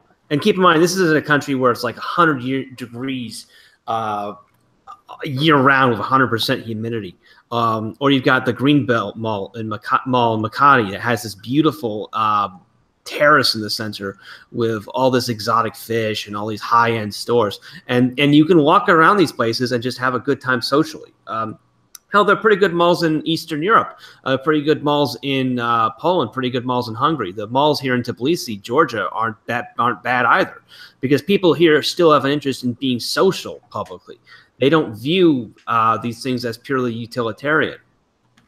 Yeah, I remember. Go ahead, Conrad. Yeah, and that's what people confuse, is that the shopping and the arcades and the video games are the backdrop. They're not the end in and of themselves. It's because we had game consoles during arcades heyday, but you get a different experience there. You're in a dark room and you're hearing all this sound. It's a unique experience. You're there with your friends. It's the backdrop. The games are just a means of delivering that experience. They're not something to be enjoyed in and of themselves completely. And now people think like, oh, the things that we buy when we shop, that's what we go there for, not for the whole of it, to be with our fellow man, to have some sort of experience with our friends. Yeah, the game or the thing you buy at the mall, that's a piece of it. You know, like I've had this argument with Aaron Clary before. You know, he's often bust my balls about how much I miss the mall. And he's like, you know, you could just buy shit online. And I'm like, yeah, I know, but it wasn't just about, first of all, just from the aspect of the thing you buy, there, you know, browsing in an actual store is still superior to online shopping. You know, because you find stuff you didn't know existed. You know what I mean? You see something like, oh, that's cool. I didn't even know that was a thing. And you're not as likely to get that on Amazon. Amazon's great when you know exactly what you're looking for, but otherwise not so much. But also, it's just about being out in the world and all. And I mean, now Aaron Clary's hardly a shut-in. He hangs out with people all the time. In fact, he'll drag you up on a death march up a mountain if you let him. But like I said, the mall is just, and it's the architecture of the mall was just really awesome. There was just something futuristic about it in the best sense of the word. You know. Yeah, malls are fucking awesome. To just, you know, well constructed malls anyway. The mall where I grew up in Syracuse, Carousel Center, or as it's now called, Destiny USA, was like laid out in this weird like hub spoke pattern that was just like a fantastic to walk around, even though it wasn't that big. I mean, city's not that big, but even like Crossgates Mall in Albany, which was it's about like 2 hours east.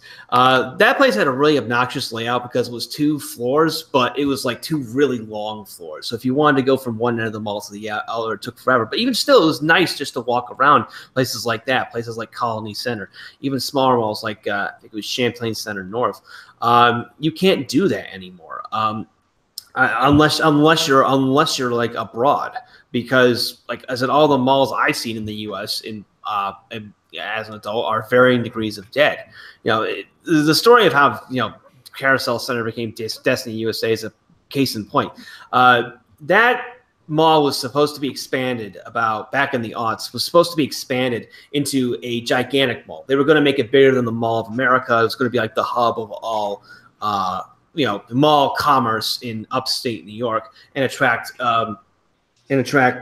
customers from Canada as well.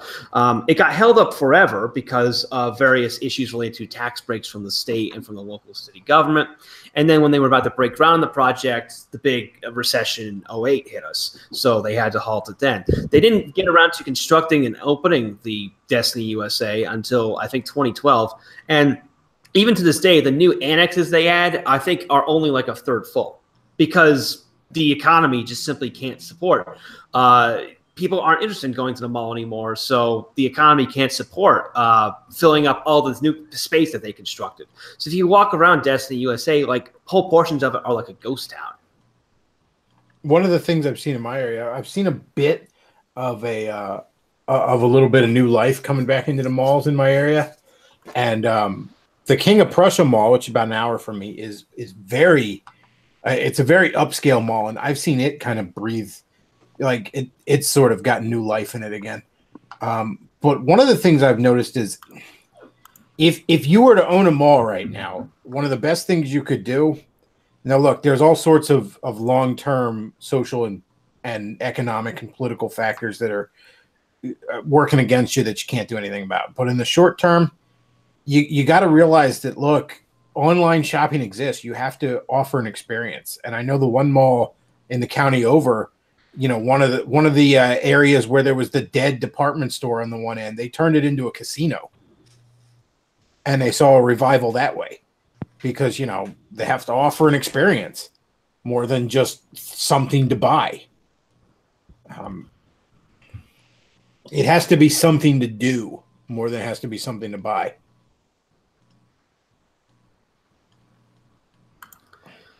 Yes, yeah, exactly. I mean, I like going to the mall in downtown Tbilisi, the Galleria, because it has all these little neat accoutrements. Well, then it's also centrally located as well. There's another big mall here called the Tbilisi Mall, which I haven't been to. It's much bigger, I'm told, but the problem is you can't get there unless you go all the way to one end of the metro and then take a fucking marshrutka, which I don't really want to do. A marshrutka is basically, they say it's a bus. It's reality just a fucking van. The fucking shabby van left over from the Soviet era. You only ride those things if you have to. It's a 1972 Volkswagen van. No, it's not Volkswagen. Some obscure brand that was manufactured in the Soviet Union, like a Lada or something. It's a nice white windowless van that you yellow can get raped in on your way to the mall. Well, you're right about the windowless part, but they're yellow, not white. And with gaming, you see that too. I mean, you've seen the death of the couch co-op in modern games. I mean, two of my best friends live 5 minutes away from each other, and they routinely play games with each other online. I mean, like every time I see in like Nintendo groups, people complaining about Nintendo's online services. Oh, the online Smash is so laggy. I'm like, yeah, that sucks. It's a good thing I have friends to come over and play Smash Brothers with me. I don't have to deal with a laggy service to play a 10-year-old in Korea. Well, who's going to be way better at it because he does nothing but play it. Because they confuse it. They think like, oh, it's just about the game itself and being competitive and showing how great you are at the game. But you need to use the game as a backdrop in order for it to be a healthy thing. Where it's like you're having a shared experience with somebody who you actually interact with, where you actually have investment in each other's lives. Yeah, things like Mario Kart and Smash Brothers are things you should be playing with your friend, or God forbid, your girlfriend or maybe wife.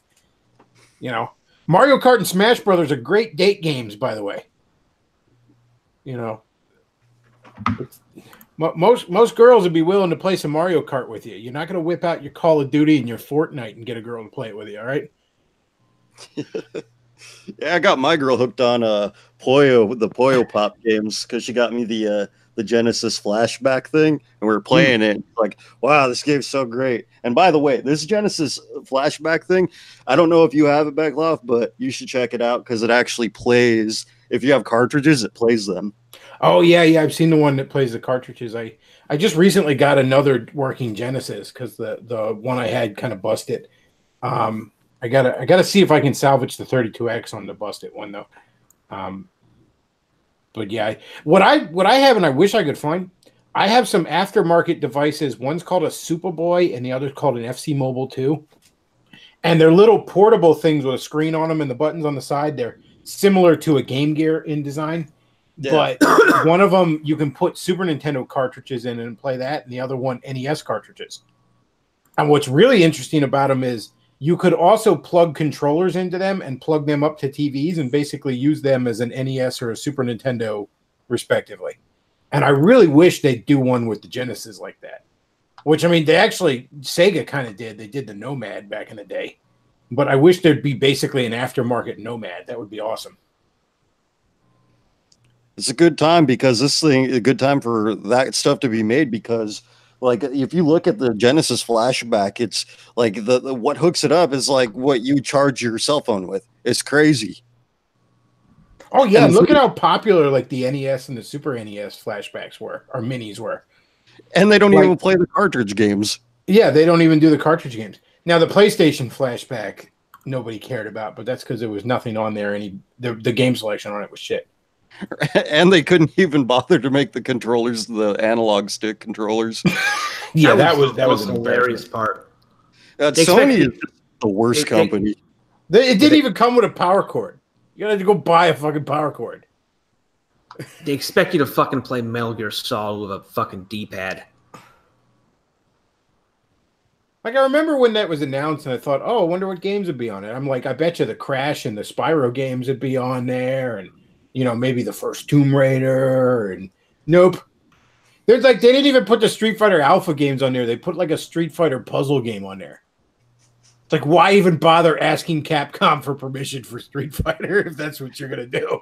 I mean, Yeah. they didn't even use an actual proper like PlayStation hardware. Like they got a third-party emulator. That's how cheap they were. Yeah, and all the stuff, all the stuff they put on there, all the software they put on there, I think ran on they came from the PAL versions of the game. So you're playing it on your American stuff, and the refresh rate on it isn't even right.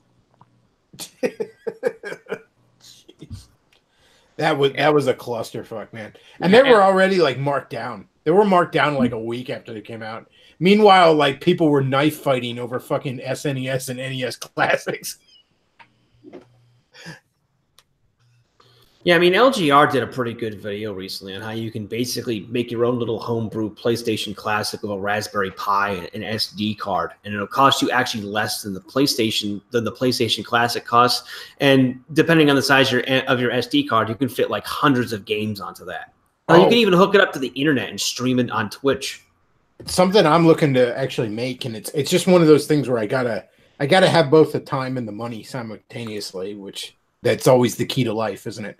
But I saw this really good how-to guide on like building a little arcade cabinet with a Raspberry Pi, and you know, it's like this. It'll be this little arcade cabinet with like 6 buttons and a joystick, but you can also plug like up to 4 controllers in it, and you know, you can get like hundreds of NES, Super Nintendo. They said if you go with a Raspberry Pi 5, you can also do PlayStation 1 and N64 games on it.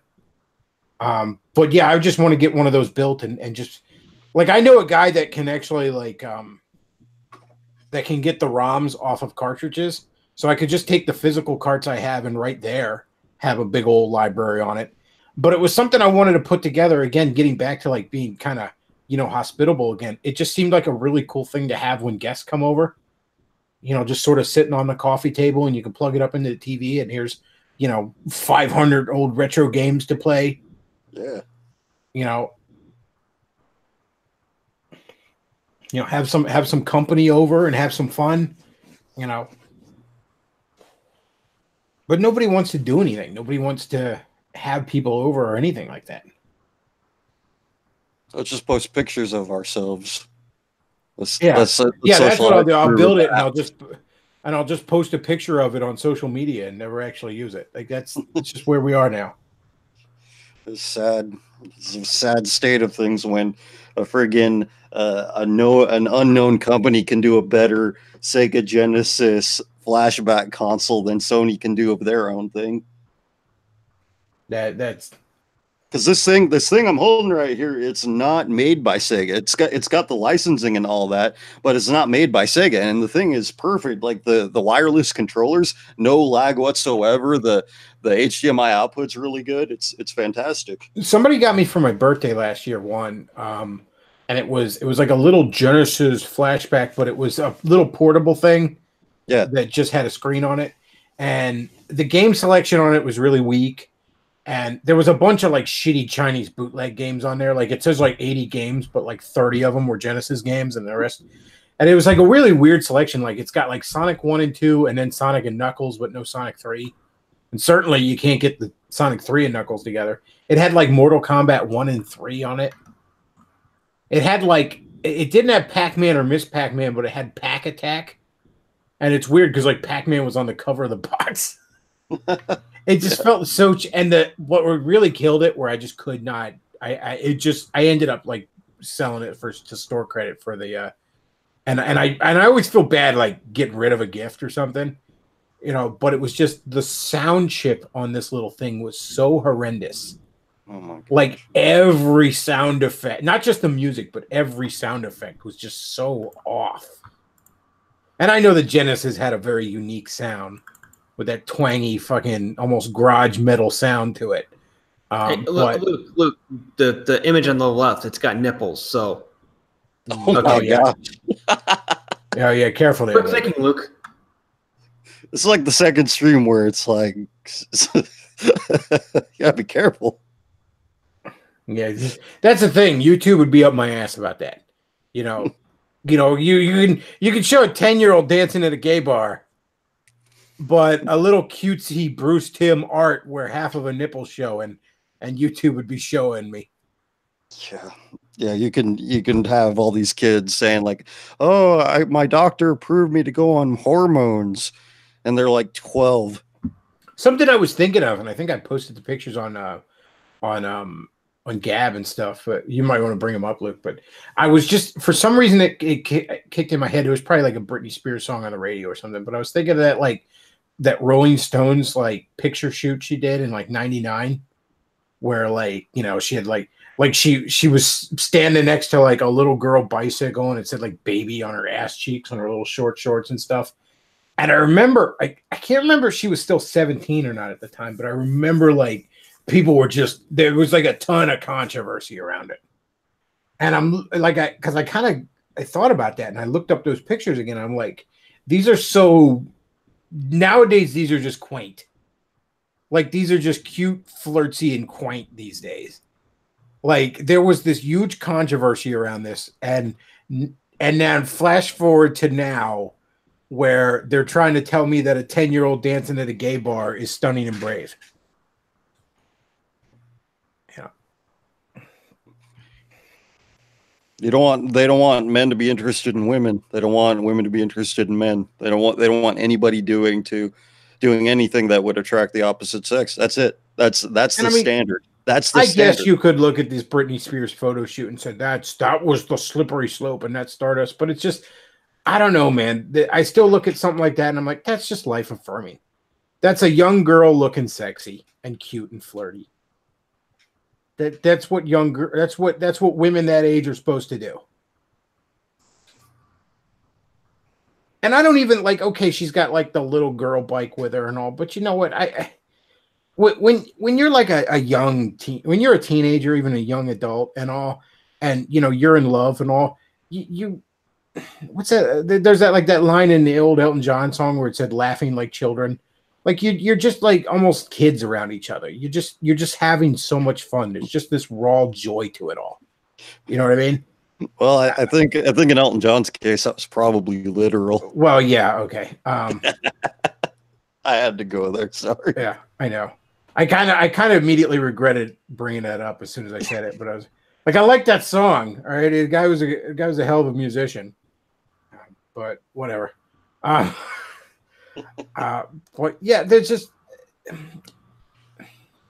and nowadays that would cause more controversy than, again, just the degenerate shit. Because the standard is that homo shit is healthy, and if you're a red blood male interested in the ladies, you're some kind of evil rapist now.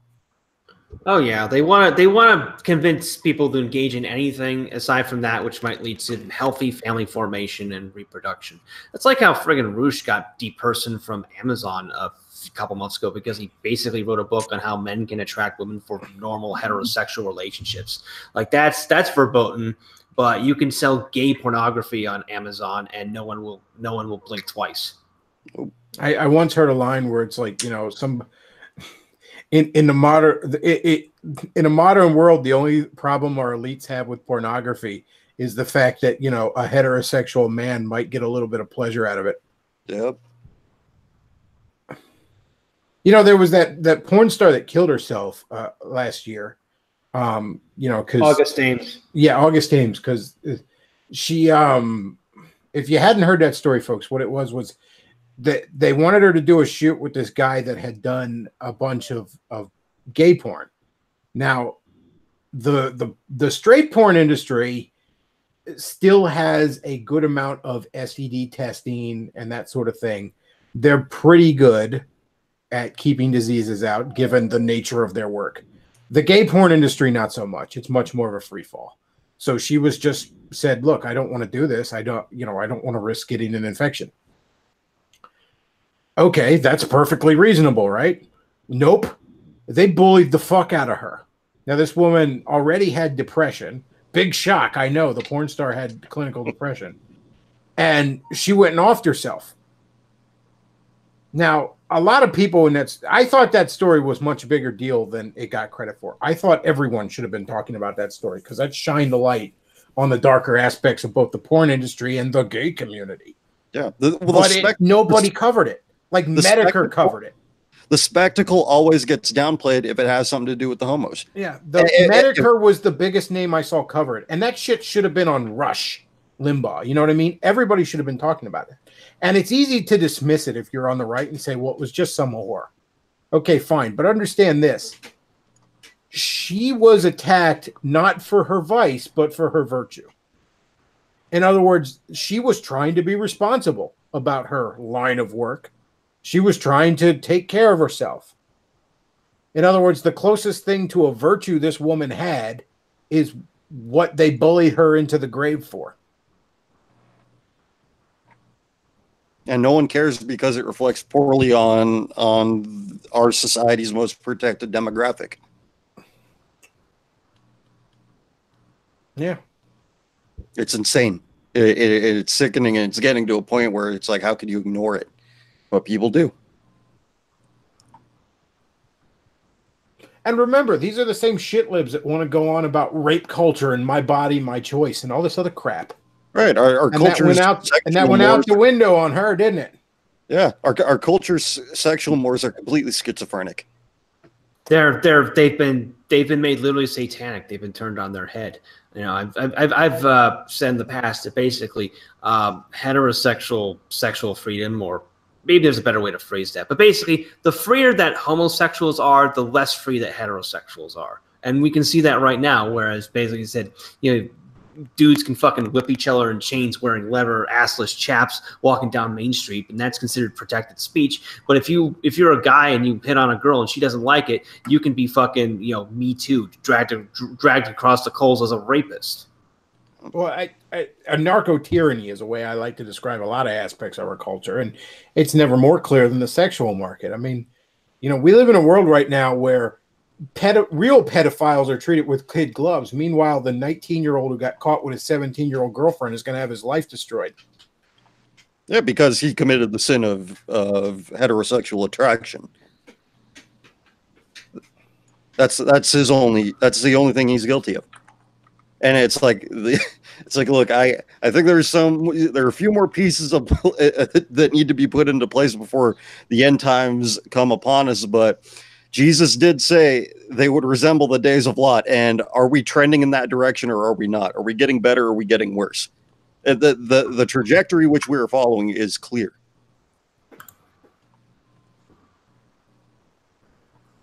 I mean, the pedo shit is just unreal to me.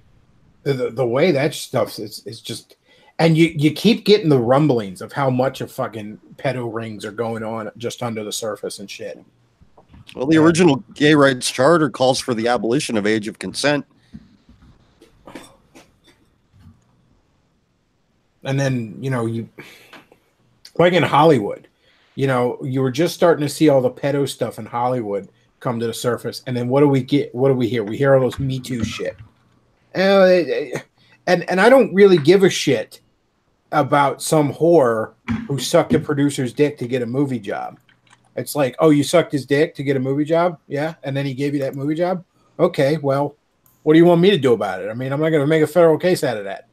Sounds like he kept his end of the bargain. What do you want? Oh, you feel bad about it? Yeah, well, yeah, you do feel bad because what you feel is called guilt, sweetie, because you're not supposed to be a whore.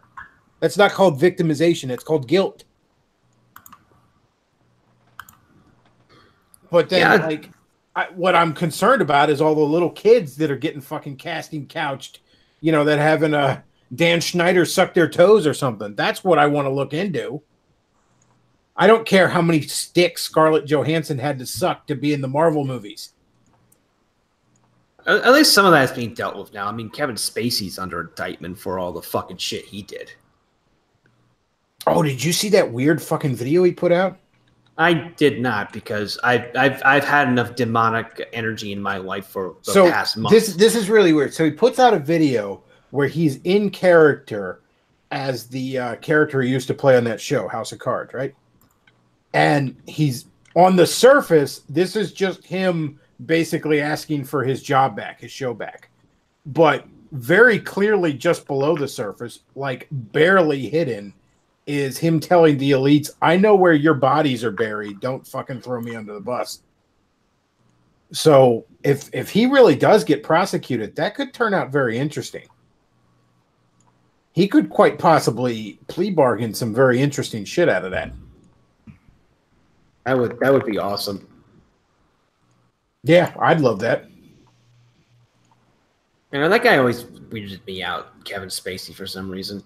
I mean, he's not a bad actor, but he always weirded me the fuck out. Oh, he's a great actor, but he usually plays really weird fucking roles. And after a while, you have to wonder, he's either a great actor or a terrible person. He plays a great villain. Yeah, well, after a while, you got to wonder why that is. Well, the first movie I ever saw him in was American Beauty, and he was frankly, well, that movie was shit to begin with, but he was not convincing as a depressed heterosexual male. It just didn't sell it. Now, in The Usual Suspects, he was great, and he was also good in House of Cards. Well, I only watched most of the first season. He was a great Lex Luthor. Say what you will about Superman Returns, but he was in Superman Returns. Yeah, he was a fantastic Lex Luthor. But again, that might just be a reflection of him being a shitty person. Though, in all fairness, sometimes, like, I've noticed with the actors in horror movies, they usually turn out to be the most well put together guys in Hollywood for some reason. Like, Robert Englund is just a complete sweetheart by all accounts. Like, if you go back further, like Vincent Price used to teach Sunday school. It's actually usually the comedians in Hollywood that turn out to be the biggest dirtbags. Yeah. And my confidence grows each day that soon enough you will know the full truth. What the fuck? Wait a minute. Now that I think of it, you never actually saw me die, did you? Conclusions can be so deceiving. Yeah, that was very weird. Like I said, you keep getting these rumblings that just below the surface something might bust. But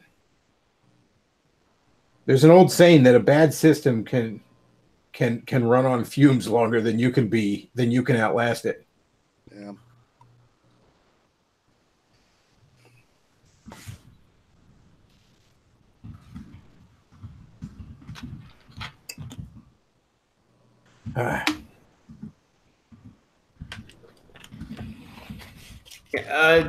Ian McDonald asked me a question in the chat, asking me, which countries. Ian McDonald says, "I'm thinking of saving up enough money to expat. Which countries have a decently large English-speaking population that isn't a flaming shithouse of degeneracy and ruin?" Well, therein is the rub. The English language is the vector for degeneracy and ruin. So the more of it you get in terms of English fluency, the more pause you're going to get. And there's really, in the end of the day, I'm not saying don't expatriate or visit other countries. Many of them are worth visiting. But thanks to the internet and globalization, there's really nowhere to run ultimately. If you go to a place that is more traditional, and yeah, I am in a country that is on the surface more traditional, you're basically taking advantage of arbitrage up until the social trends here catch up with the rest of the world. Yep. I saw that happening in Hungary and Poland over the past year. It'll probably happen here in the Caucasus soon enough, at which point I'll have to, depart for, I don't know, a year in Mongolia or Kazakhstan or something. So the smartphone is really just the great flattener of it all. Oh, yeah. I mean, the one indicator I saw of Georgia that this place might be worth sticking out for a while is that a lot of people here still have flip phones. Because it's not that wealthy. But everyone's getting wealthier. The cost of technology is getting cheaper. It's and thirst is the other factor. Like the sheer amount of male thirst is what drives a lot of this. Like 20, 30 years ago, you had all these beautiful supermodel girls in villages in like Russia and Ukraine who had no real perspective on how rare that beauty is. But now you have like women who are like 4s or 5s, or you've got like these feeder like fat chicks in Belfast or wherever. They can just snap a few half naked selfies, and they've just got this conga line of men around the world who are like, I'd like to suck a fart out of that ass, stuff like that. I don't know. Maybe the sex bots will knock down the pussy inflation finally. Oh, Who knows? Maybe Or that'll ju- be a or- blessing. Maybe that'll be a blessing in disguise for us. I think that for every bit of that we get, you're just going to get more desensitization, worse than what you get from pornography. Yeah, I mean, sex bots are now being pushed by the media, which implies that the people in charge want people to go to sex bots because it's more non-reproductive sex. It's more divorcing the act of sexual pleasure from the act of reproduction. It's more separating men from women.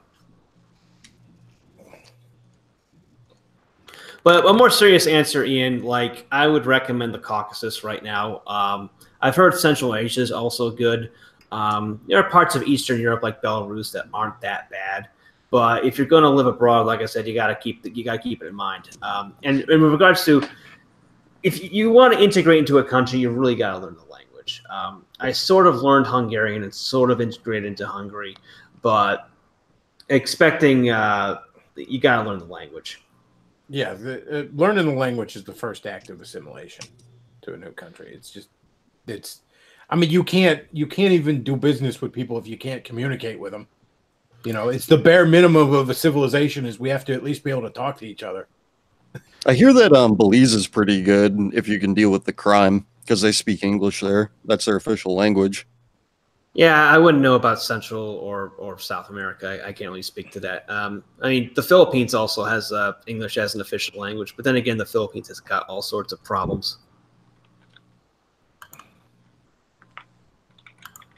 I mean, my criteria for living in a place is basically I can't deal with hot weather, so anywhere that has a winter is like probably the only places I can tolerate. Oh, you're the exact opposite of me. At this point, I'm sick of the winters. I'm kicking around the idea of moving to Vegas. Well, let me qualify that as like winter has to be in a place where there isn't a lot of snow. I don't mind cold; it's snow that annoys me. Well, no, I'm not that big. I don't care that much about cold either. I mean, mankind has perfected shelter pretty well, so yeah, the cold's not that big of a deal.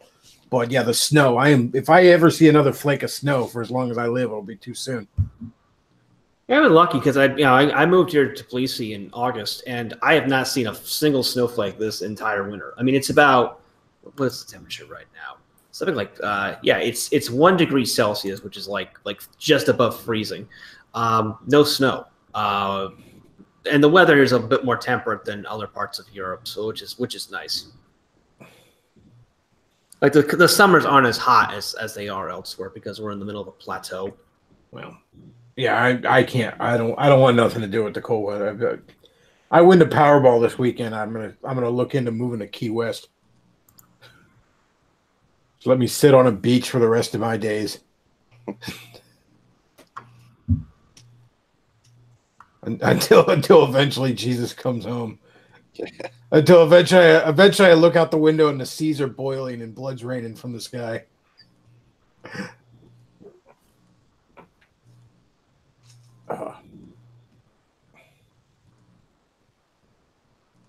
With so much of the entertainment getting just ruined these days, I've often kind of thought that maybe that was sort of, a bit of a chastising from God in the sense of, until you clean your room, I'm going to take your toys away. That's a good point.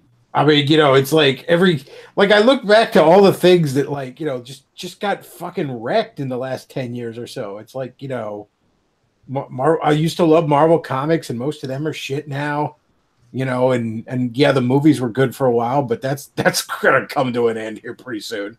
I'm pretty sure Captain Marvel's the beginning of the end for that. And then, just anything else. I mean, there's nothing on TV anymore. Like just like there's nothing. There's like, there's like 300 channels. You're lucky if you could find 3 shows that are worth watching. Yeah. Well, every time I watch TV, it's to watch sports because that's like the only thing that I really watch on Even TV. that now.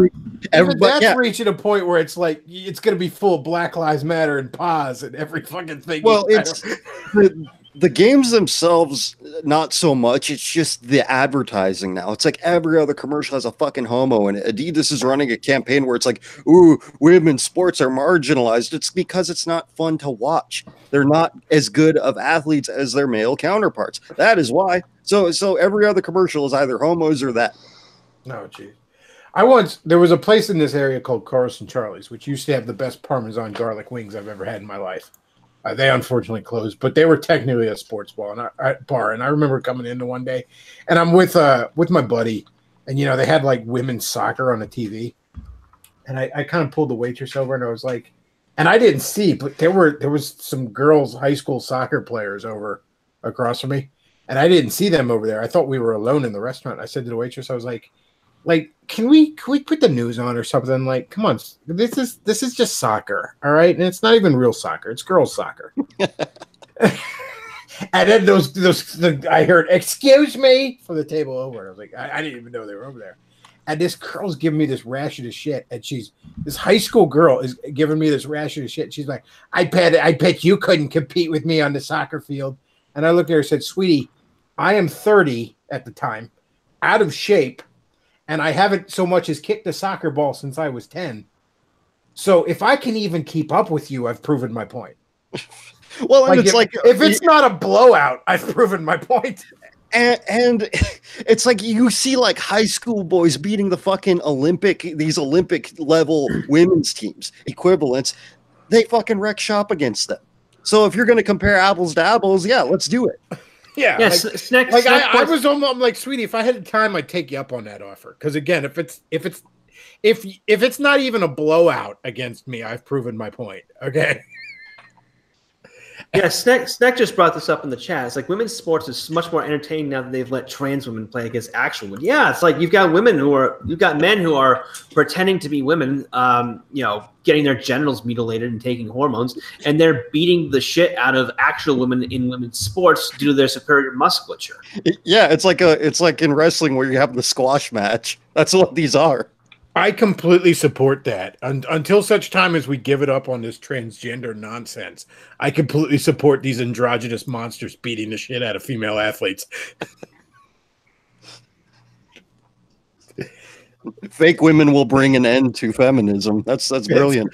Well, what was the joke when they gave Bruce Jenner the Woman of the Year award? It's like, wow, ladies, we're truly better at everything than you. Hail, hail, Rabonia, a land I didn't make up. But yeah, I completely support that. Let's keep that up.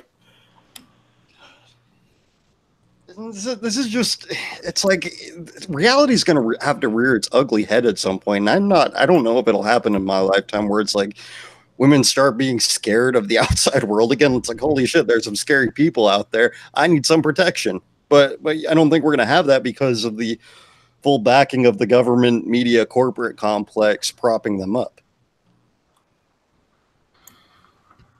Yeah, I don't know. Now, I will say, though, with women's sports, I am a big fan of the lingerie bowl that goes on around the time of the Super Bowl. That's some women's sports I can get behind.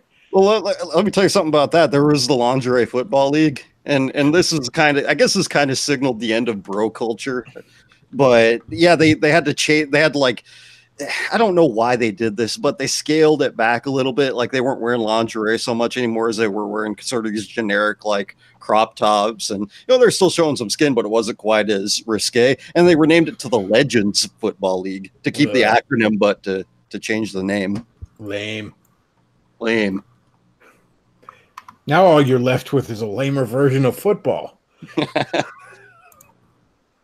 I know, and it's crazy. Like when I remember they used to show it on MTV too, when it was the Lingerie Football League. It's like the last spasms of like male-oriented programming and targeting that demographic. It's completely gone now.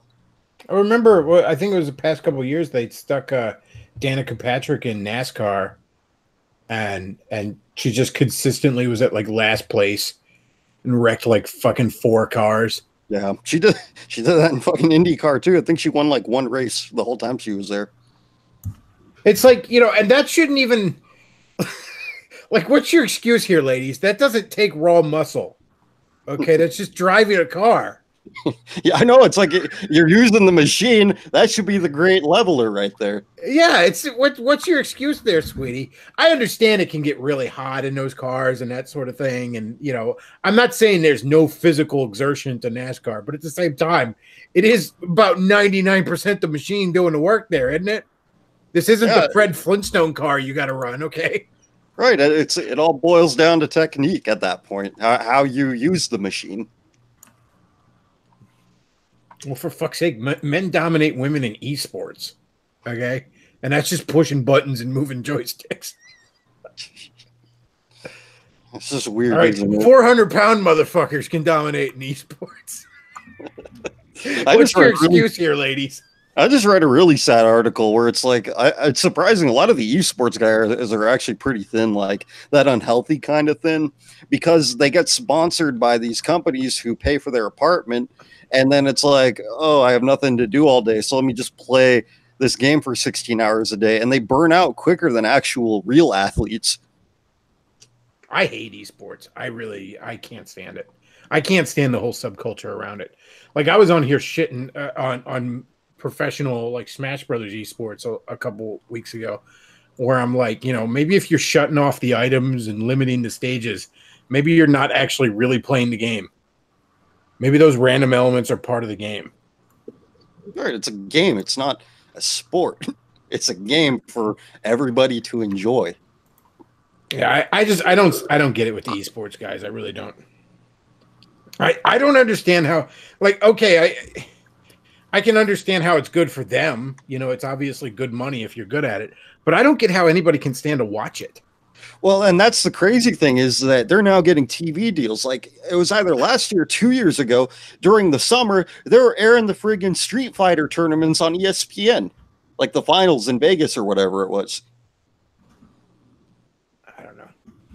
So they have actual money backing them now from actual television networks. I don't get how anybody considers that fun to watch. And I mean, I watch a Let's Play sometimes, but that's different because, first of all, they're actually like esports, it's like it'll be like a fighting game tournament, but everybody plays the same characters on the same, they're all the random elements, all the goofy elements get taken out, especially with Smash Brothers is a keen example of that. We shut off all the items and stuff because, you wouldn't anything fun in this. We got to take it seriously. We got to take this game of Mario punching fucking Link in the face very seriously. Right. And then the appeal of like watching a buddy play a game for the first time. And, that's fun to watch. It's like that experience. That's what a Let's Play gives you. But this competitive stuff it's like, but I will say I found Tetris competitions. Those are actually kind of fun to watch. Yeah, I could see that. I could see that being fun. Yeah, they play the NES version of it, which I actually have, and I actually tried it to see like, oh, how hard could this be? It's actually the hardest version of Tetris, which is why they play it. Yeah, I don't think I had one of the NES versions. There were actually 2. There was the unlicensed one and the licensed one. Yeah, I will go full disclosure here. I actually have it on my modded Xbox, which has an emulator of it on there. Yeah, the only one I have the Game Boy version. Yeah, I had that one too. Because when I got into Game Boy games, Tetris is like 99 cents. Because I mean, there's literally more Tetris cartridges than there's working Game Boys at this point. Yeah, I think the VG charts that tracks the, I think Tetris sold because it came pre-packaged with the Game Boy, didn't it? Yeah, it came with it was a launch title with the Game Boy, but it came with it. Yeah. Which actually really helped the Game Boy sales because it opened it up to a lot of non-gamers. Like there were a lot of girls and even a lot of moms that bought themselves Game Boys because everybody likes a puzzle game. Yeah, I'm looking at VG charts right now. The Tetris for the Game Boy sold 30 million copies. That's insane. Yeah, I remember, and I liked that back in the day when when you'd get a game with a system. Like, I mean, like I had a Game Gear, and I played Columns as a kid, and Columns was never a game I would have asked for. You know what I mean? Yeah. How do you know if there? But yeah, when I remember I wanted a Game Gear and I wanted Sonic on it. I actually had a Game Gear before I had a Genesis, because it was cheaper, so it was easier to talk my dad into. Yeah. But I remember getting the Game Gear and I was like, I wanted Sonic, so I got Sonic, but then Columns came with it, and I remember just thinking that was so cool. Like, oh, I get a free game with it. Yeah, people aren't very adventurous in their taste, so it's like, how would you know that you'd want something like that until you? Yeah, especially when you're a kid. You know what I mean? You're not gonna. There's only so many games your parents are gonna buy it, so you're not gonna ask for something like that. Yeah, it's a good way to expand your horizons.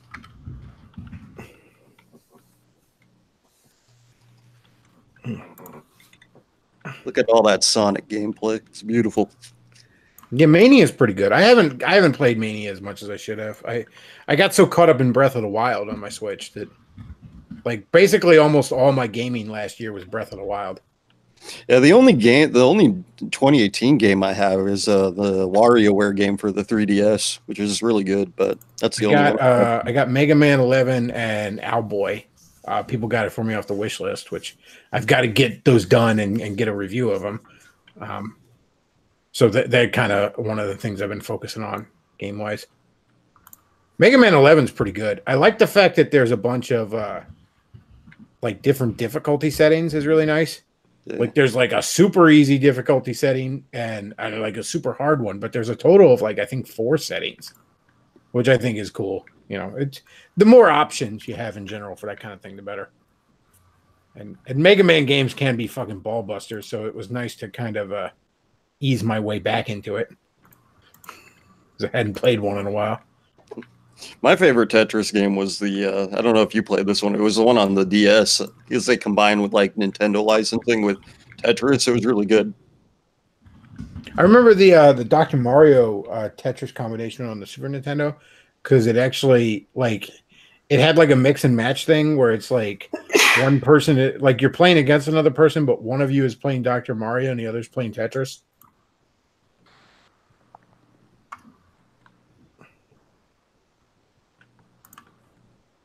You don't do enough puzzle games anymore.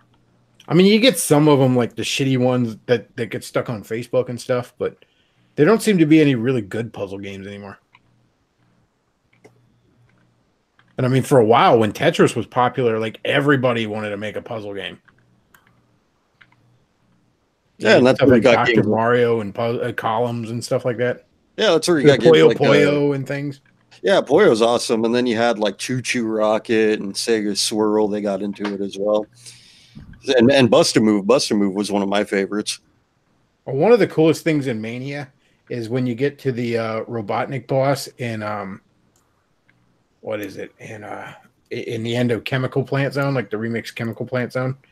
It's you and him play a game of a Mean Bean Machine, which is just the Sonic version of Puyo Puyo. Yeah.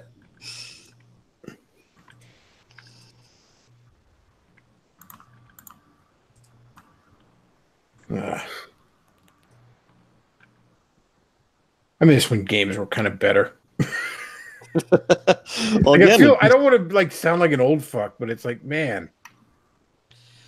Look, it's like people who made that stuff back then. The industry was built on people who were just enthusiastic about this stuff. They were enthusiasts about the medium, and now it's become this multi-billion-dollar thing. So you get these idiots who don't actually know how to make games. They just get hired on the basis of, well, a lot of the time it's these dudes who are thirsty and some pink-haired girl who has a sociology degree. It's like, hee, I can code, hee. And it's like, oh, I totally believe you. And she doesn't.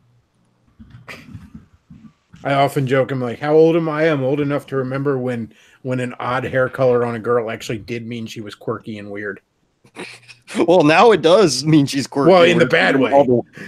Yeah, in all the worst ways. You know, it just meant she was kind of maybe a little too smart for her own good, bit of an artistic girl. Now it means, you know, a Tumblr degenerate. Yeah, that she hides her pain of her bad decisions behind hair dye and skin ink.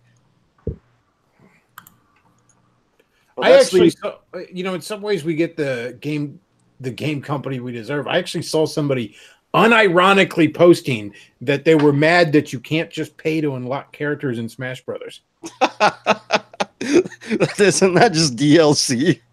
It's like you really want to go down that road, because you know what happens when they start doing that. They make it purposely annoying to unlock things without paying. Yeah, like that's the whole mobile games model. Like, you want that? Why would you want that? Oh, because you're a lazy fuck and you just want to cough up the shekels to get all. You don't want to actually do the work to get people unlocked. God, what is wrong? The phrase attention to detail doesn't really do it justice. They're not just paying attention to detail. They are the detail. If you had the corporate boardroom come in and make a Sonic game, they would have at best made something like this. At worst, made something like this. And nobody remembers most of the 3D Sonic games because it's just a big undifferentiated flood of corporate mediocrity. Well done. Pretty much. I mean, yeah, look, everybody like, oh, Mania is the best game in years. They literally gave a fan ROM hacker license to make a game. Somebody who is actually appreciative of the property and not just some idiot doing a job. It's like, oh, you made Sonic Mega Mix? Okay, well, can you do that for us? Because we don't know what we're doing with the thing we own. You know, if game companies just laid off their whole development staffs and replaced them with people like that, I think we would see a renaissance to some extent. Oh, easily. Easily. Like, look, Team Sonic, you need to go bye-byes. You need to go work somewhere else. And just Christian Whitehead, you be Team Sonic now, okay? You just do that Mania thing, do that more. Yeah, I've only played his port of a Sega CD onto Steam, and it was fantastic. Yeah, it's like, just do that more. Just do that more, okay? But again, it's because you have so much money and people are just like, well, I'm kind of good at it, or they're not even good at it. They have a vague interest in it. They could get through the door. So it's like, oh, it's just a job. And they have no actual enthusiasm. They might have played fucking, I don't know, New Super Mario Brothers on their DS that they picked up 5 times that their parents got them for Christmas. But that's it. That is who you have working at these companies now. They don't view it as anything more than a paycheck. They don't have any actual enthusiasm for what they do. There are 2 things I've seen recently. There were fan animations. One was of Mario and one was of Zelda. And like the Mario one, you know, they're all hanging out at the castle and Bowser Jr. attacks. And it's, you know, just the right mix of action and little physical comedy about it. And I'm like, this is amazing. Why is this not like a Mario show on television?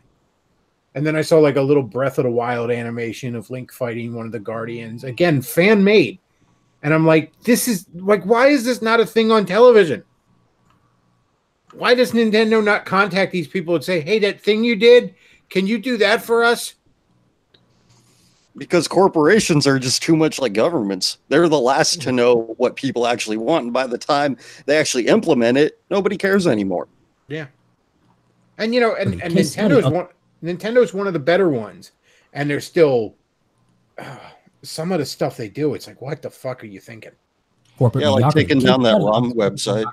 Oh, that was Andromeda, the latest installment of what was a beloved sci-fi action RPG series. BioWare was clearly doing cat lady corporate politics. One of their lead game designers was a Bindi who talked about how he hated white people, which his bosses endorsed until it started costing them sales, and then eventually they fired him.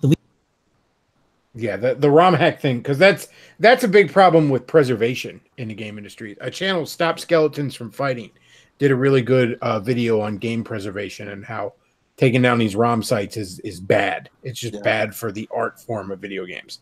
Yeah, because these games are preserved in no other manner. Some of these games they do. Are completely Sega lost the original code to Sonic Spinball for years. For years, they didn't know where the original code to that game was. It reminds me a little bit of like the silent film era where some people's careers are completely lost because they either got printed over or they were lost to a fire because of the highly flammable stock movies were printed on. Yeah. Yeah, I mean, and really, giving the product over to the fans can actually just not just keep the games revived, but even like help spur on sequels. Like if you're familiar with Star Control 2, which was a PC game in the early 90s, it went out of print like years afterwards, and the publishers had no interest in reissuing it. But the developers happened to own the source code for it, the 3DO source code, so they just made that open source about 15 years ago, and the fans went and reconstructed the game from scratch. So now you can play Star Control 3 legally for free if you just download it.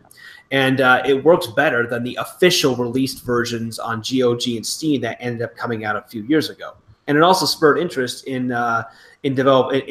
There's currently a legal battle between the owners of the Star Control IP, Stardock, and the actual developers of Star Control 2 over who has the rights to make a sequel. But this wouldn't be happening if the fans hadn't been given the opportunity to reconstruct the game from scratch and make it available for free to anyone who owns a PC. You need passion. You need that in order to have quality products. And I think the big problem why companies can get away with just dumping trash out onto the market is because nobody actually cares what they're playing. It's like, oh, look what I got. I could post it on Facebook, and people are like, oh, I remember that, or oh, I got that too. They don't actually care about the experience in and of itself. It's not games and all, but you talk about passion. Like I was talking with somebody on Gab today, and they said, like, why is the Orville a better Star Trek show than the actual Star Trek show? And I'm like, well, it's simple, because Seth MacFarlane loved Star Trek, and he understood why people loved it in the first place, and he wanted to make his own Star Trek show with its own spin-off of it, and there's actual passion and love in it. Meanwhile, the people making Star Trek Discovery are a bunch of dour SJWs that want to piss on things. Right, and they're just doing it as a job. They don't actually like Star Trek. They never actually watched, the first season of, or the first series of it. They never watched The Next Generation. They never watched it so much where they could dissect why people liked it, because they don't give a shit. The actress that plays the black female captain in Star Trek Discovery said in an interview, "Isn't it amazing now that Star Trek has a black captain?" Like, nigga, what? Cisco? Captain Cisco would like a word with you. First of all, Star Trek's had black prominent characters since the 60s, when that was actually something. Second of all, Cisco? Like, are you fucking kidding me? And that sums up the corporate culture we live in. It's like nobody actually cares about what came before. Nobody actually is even aware. None of this shit is novel anymore. And the fact that Cisco was black was hardly even, was that even a point of contention? Nobody cared. Inside the universe. No, in universe, out of universe, nobody cared. Like nobody. I remember when that show premiered. Nobody like, oh, it's Cisco, cool. Like nobody cared. It's like they're trying to relive the civil rights movement. That's what they're trying to do. They're like, oh, look at all this shit. It's like we want to be that, when they realize that they don't read. I think they do to some level, but they don't want to. They don't want to own up to the fact that nothing they do is novel. It only became an issue about race when Cisco apparently had this vision or this flashback about living in the 60s and the 70s when he was a sci-fi writer. Yeah, but that episode sucked. Yeah. Like everybody hated that episode. The actor himself didn't like that episode. Yeah, the only time I think it came into play was in the series finale. In the original draft of the series finale, like Cisco was supposed to leave his forever and become one of the prophets. But Avery Brooks was a little uncomfortable with the idea of the implication of a black man abandoning his family. So they just changed it quickly to he's leaving, but he may come back. But still, like, whatever, that's forgivable. Yeah, but at that point, wasn't his son was like 20 at that point, so it wasn't really big of a deal. I mean, his son was like a teenager when that show started, and it went on for like 7-8 seasons. His son was like 11, and then it went on for 7. Yeah, your kid's gonna be fine. Go hang out with the space gods. Didn't he technically sacrifice himself for the end? Yeah, to defeat what's his face, Gul Dukat. Man, that was again though. That was a show that had heart. That was a show where people actually were trying to make something of it, And then you look at like Star Trek Discovery, and it's like this could not be worse. Like you could not give less of a fuck. Clearly, It's because it's all about the job. They don't give a shit. It's about a job and having an axe to grind, and they have no appreciation for. It's amazing. It's like we're all obsessed now about rebooting things and reviving things, yet nobody has any interest in the original source material. Well, one element of that is due to the overuse of CGI, because CGI just makes it easy to be very lazy with, just copy paste battle scenes and all of this. You can see the difference of this in the the revival Star Trek series from the 80s and 90s. When the Next Generation started out, CGI was not. It was either technologically unfeasible or just too damn expensive. So that series almost never used CGI. Then they used CGI for like the crystalline entity, and that was pretty much it.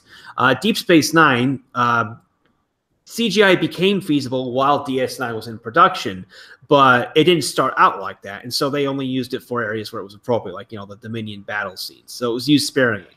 Then you have Voyager come along. Voyager was using CGI heavily from the get-go. Like they never even, the ship models in Next Generation and Deep Space Nine were models, like those were physical models. Voyager was CGI right from the beginning, and Voyager is, shockingly the worst of those three revival series. It's so weird. Like I have in my head, there's still 4 Star Trek shows.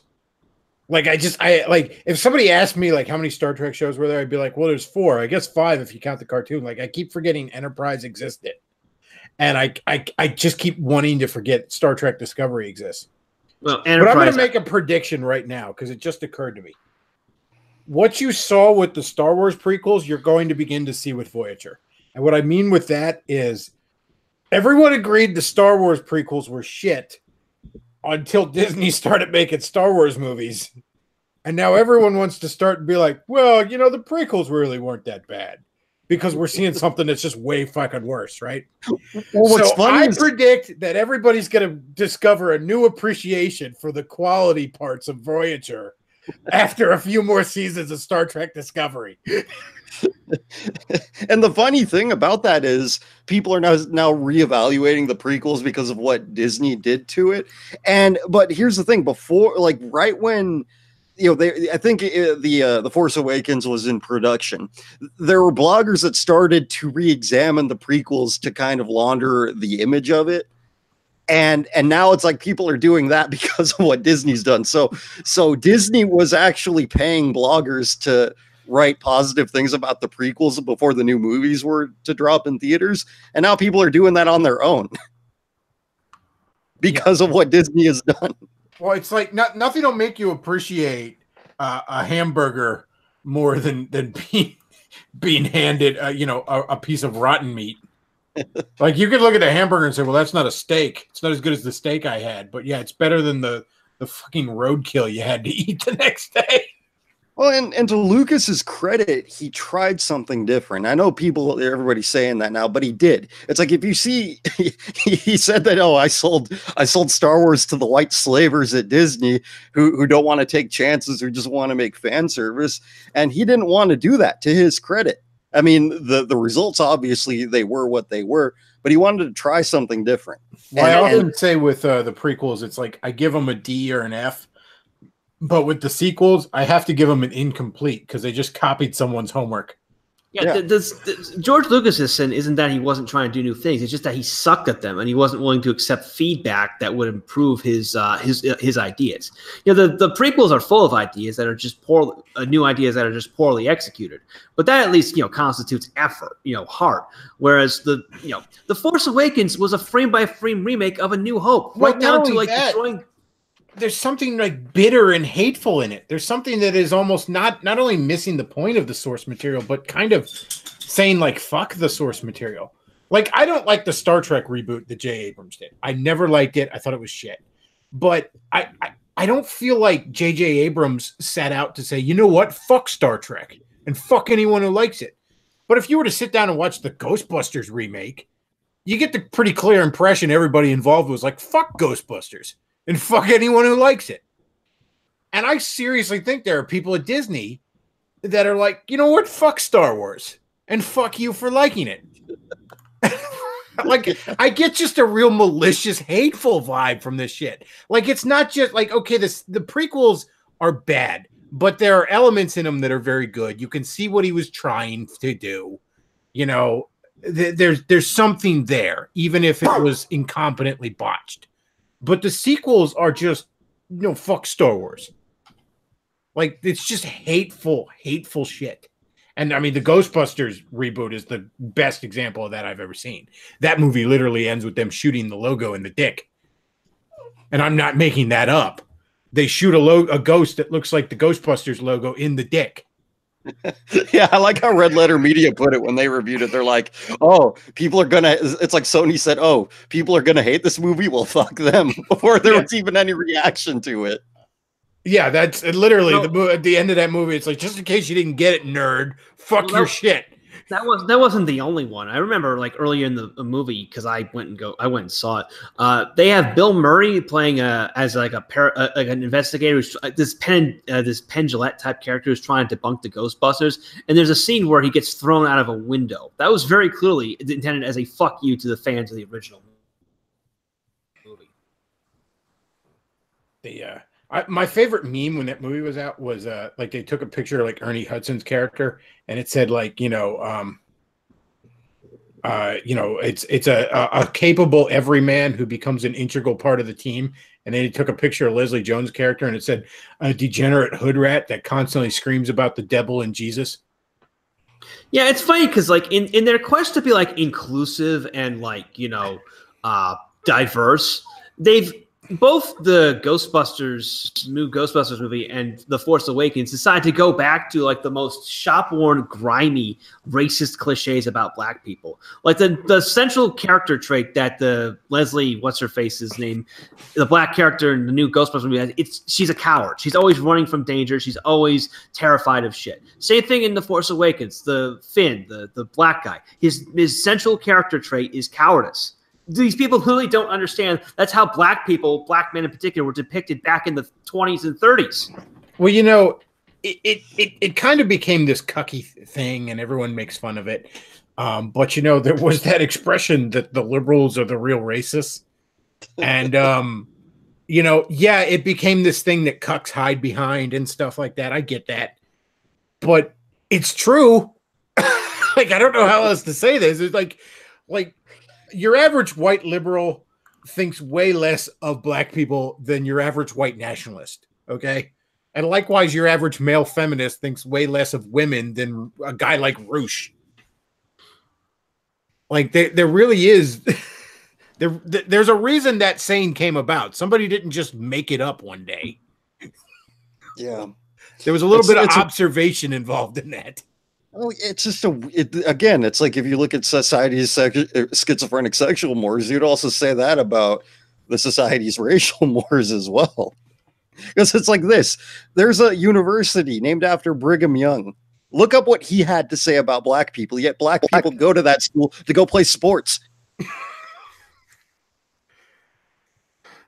In hell, the Mormon Church didn't even allow blacks to become full members of the church until the president had a divine revelation, coincidentally, in 1978. Back when, why does nobody talk about that? Yeah, why does nobody bring that up about changing the name of something or tearing down this monument or that monument? Why not tear down that whole fucking university? There's more of a fucking precedent to do that. Yeah, coincidentally, the LDS president coincidentally has a divine revelation from God at the same time that racial mores across the rest of the country are changing. Funny how that works. Yeah.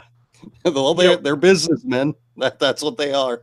One of the things that the new Ghostbusters thing kind of reminded me, IDW was doing a Ghostbusters comic for a long time there. And part of the story in that comic was Egon got the technology for like interdimensional travel. He could travel to parallel universes, and he ends up like they have crossovers with like the shitty like girl Ghostbusters universe, right? And I really think the writer of that comic hates that movie as much as everyone else because he portrays the girl Ghostbusters characters as completely unlikable shitbags. Like there's an actual big story where like, the containment unit gets fucking breached, and it's all because the girl Ghostbuster character tried to steal Egon's technology. And like she's not even sorry about it. Like that's pretty good.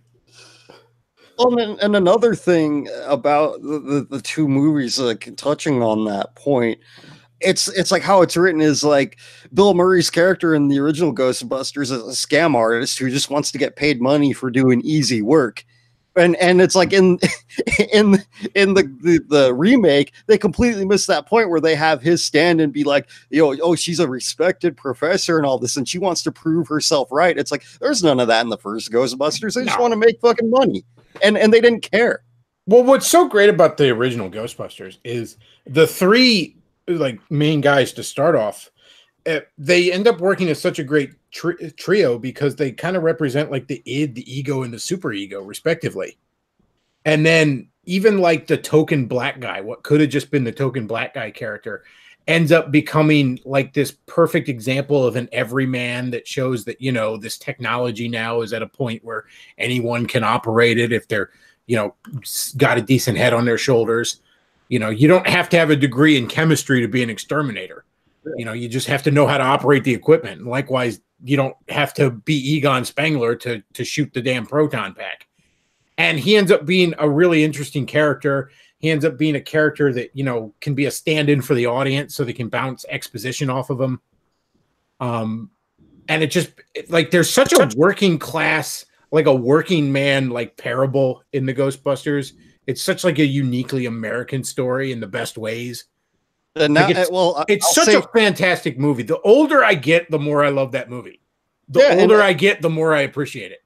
But also to touch on that point, like it's a very American story, and I agree with that. Like people came over from Europe to here so that they could be the guy that makes all the hot dogs. Because guess what? In order to do that, you had to work under some lord and be a serf in Europe. That's why they came over here.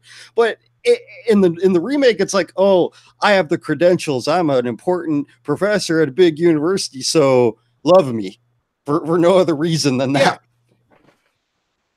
You've never been out of college. You don't know what it's like out there. I've worked in the private sector. They expect results. I love how especially the first Ghostbusters movie, every human antagonist, you know, every antagonist that isn't some demon or ghost or god or something is a government official. But like the worst kind of government official is just some pencil neck bureaucrat. Like, even take the EPA guy. Look, guys, there would be legitimate environmental concerns in someone running and shoving demons into a particle accelerator in their basement. Like, I think that's maybe something somebody should have some oversight on. But at the same time, this was just some power mad bureaucrat who wanted to swing his dick around and ruin things. Remember that story a couple of years ago where that river got polluted out in the Northwest because some EPA jackass like busted the equipment at this one like plant or something? The first thing I thought of was, oh, Dickless opened the containment unit. My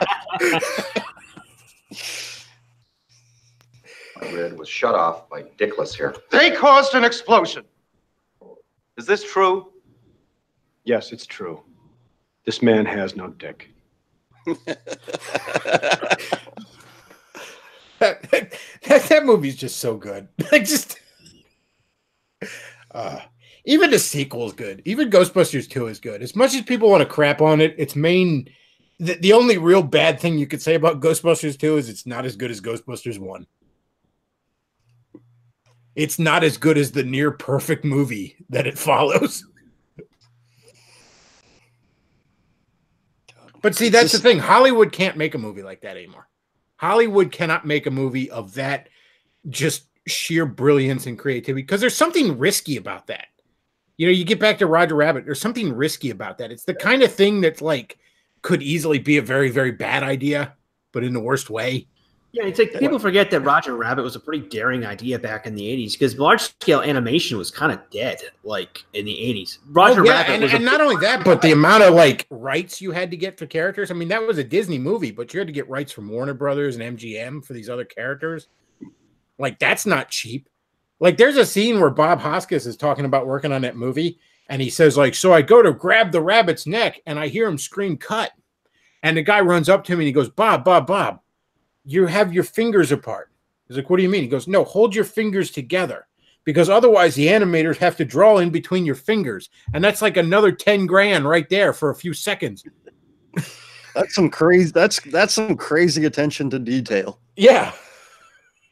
And it's like Lucas was talking about that in that funny interview where he's talking about white slavers. Brought up a great point. It's the movie industry probably at that point when the Ghostbusters was made, it was still in the experimental phase where it wasn't like, okay, we have an established consumer base, this is what we know plays well for audiences, we're just going to make the same kind of movie over and over again. It was still a pretty new industry as we knew it, and so they were more open to experimentation. They're more open to new ideas. And George Lucas brought this up. It's like, you're going to give this kid $100 million back then, and now it's like you're going to give him $100 million and like, send him to the table, but you're going to say, oh, you can't bet on these numbers, you can't bet on black, you can't do this, you can't do that. It's completely boring. Well, part of it, when you look at like, especially the 80s, when you look at some of the big things like 70s and 80s, so look at like Star Wars and Indiana Jones, for example, that was basically like, hey, remember those really cheesy like sci-fi and pulp adventure serials from the 40s and 50s? What if we tried to do those a little better? Like, there's none of that. There's none of truly being inspired by something. Like, I bring up the Orville because it's a rare example of saying, like, what if I did that thing that I grew up on? What if I tried to do that my own way? Instead of like, what if I rebooted it and pissed on it? What if I just saw it as just some property that I could leverage into a fucking paycheck? And that's what it is. It's all just leveraging, and it's all very cynical, and it's craven at the same time. It's just like they don't want to do anything new because they have shareholders, they have this, they have that, and it's completely dead in the culture. Filtering the culture through the corporation is one of the worst things we've ever done. Yeah, I mean, you can see this with like the disappearance of the middle market in both movies and video games. It's like Bechtloff has also talked about this. There's basically only two types of movies that exist nowadays. There's the super high budget, $100 million, Hollywood blockbusters, or there are like indie movies that are filmed with like $5 and some spare fucking camcorders. There's no room for like someone like David Lynch. And don't get me wrong, there are plenty of things wrong with David Lynch, but he was the perfect kind of example of that middle market director who did movies with a modest budget and got results. One of the rare examples of middle market left, there's a company called 1E Entertainment or E1 Entertainment or something like that. They're the ones that did that Iron Sky movie, with the moon Nazis. They do a bunch of those schlocky sort of horror and sci-fi movies like that. I think they did a Christmas Horror Story, and they did like Devil's Rock and a bunch of those other kind of things. Yeah, by the way, I finally got around to watching Iron Sky a couple months ago. That movie is fucking fantastic. I know, right? Like, I remember describing that at like the comic book store one week to the guy, and I was like, wait, let me put it this way. If somebody says to you moon Nazis and you say go on, you'll like this movie. I mean, it's just good, clean fun. It's just fucking goofy fun. It's great. It's like a better remember that movie from like the early aughts, Sky Captain: The World of Tomorrow? Yes. It reminded me of that. It's that done right. Like how the Nazi scientist turns the black guy into a white guy. Like this goofy. And then when he gets back, no one recognizes him, so he's like a crazy homeless guy holding a sign that says "Moon Nazis are coming." Like that movie is just great, but that's one of the rare examples of a real middle market company. They primarily do direct to DVD stuff, but it's the budget's low enough where you can see it being a little rough around the edges, but high enough that they can still do what they need to be doing. You know what I mean? And you see that a little bit with like companies like Annapurna and A24 in the Cineplex if you're looking for that kind of experience. But yeah, even they have a little bit of problems themselves with the stuff they put out, which I won't go into. But I will say this: they put out a lot of movies that I've liked, and that's really the last company that I know of that does those mid-tier budget movies that border on independent. Yeah, sort of like Full Moon was back in the day. Like they were a good example of that, of a quality like middle market thing from like the 80s and 90s. But it's just if you don't have a middle class, you don't have a middle market, which goes back to what we were talking about in the chat. How it's like that, like you see that share of the middle class, it was going up pretty consistently. It was actually going up, proportional to what the upper classes were gaining themselves. And it's like as soon as we went off the gold standard, that started to flatline, and only the richest people started making more money. Yeah, because that's when our economic system became a pyramid scheme. Yeah, it's all like, I mean, like I've had people say like, well, I can't believe you're interested in Bitcoin. There's nothing behind that. I'm like, take those pieces of paper out of your wallet. There's nothing behind that either. Nope. It's just politicking and illusions. Ben Bernanke fun bucks are what you're holding in your wallet. As I used to like to say, I don't know who the Fed Reserve guy, the head of the Fed is now, but I used to call him Ben Bernanke fun bucks. Bernanke bucks. Yeah, Ben Bernanke fun bucks. Uncle Ben's house of loans. Yeah, and that's why they want to push so much debt on everybody, too. That's the other reason. Like they want everybody to be in debt. The last thing in the world they want is for people to have any sense of financial independence or anything like that. They want you to. That's why the student loan. Another good thing that would solve a lot of problems is if you could make student loans solvable with bankruptcy again. Yep. Because how many kids are trapped in these loans because they got suckered into some. Now it's okay, yeah, they shouldn't have gone along with it, but they got suckered into some stupid fucking degree that was never going to get them a job. Now, you know what though? The bank shouldn't have been loaning them this shit. And if you are loaning money, it is incumbent upon you to say, hey, this is a risk. This person might not be able to pay me back. Okay. And the thing about it is like there's a lot of people with student loans who went to school for something, quote unquote legitimate. And they have these jobs so that they could say, oh, look, I have like a middle class kind of job, but look at what they're doing to get it.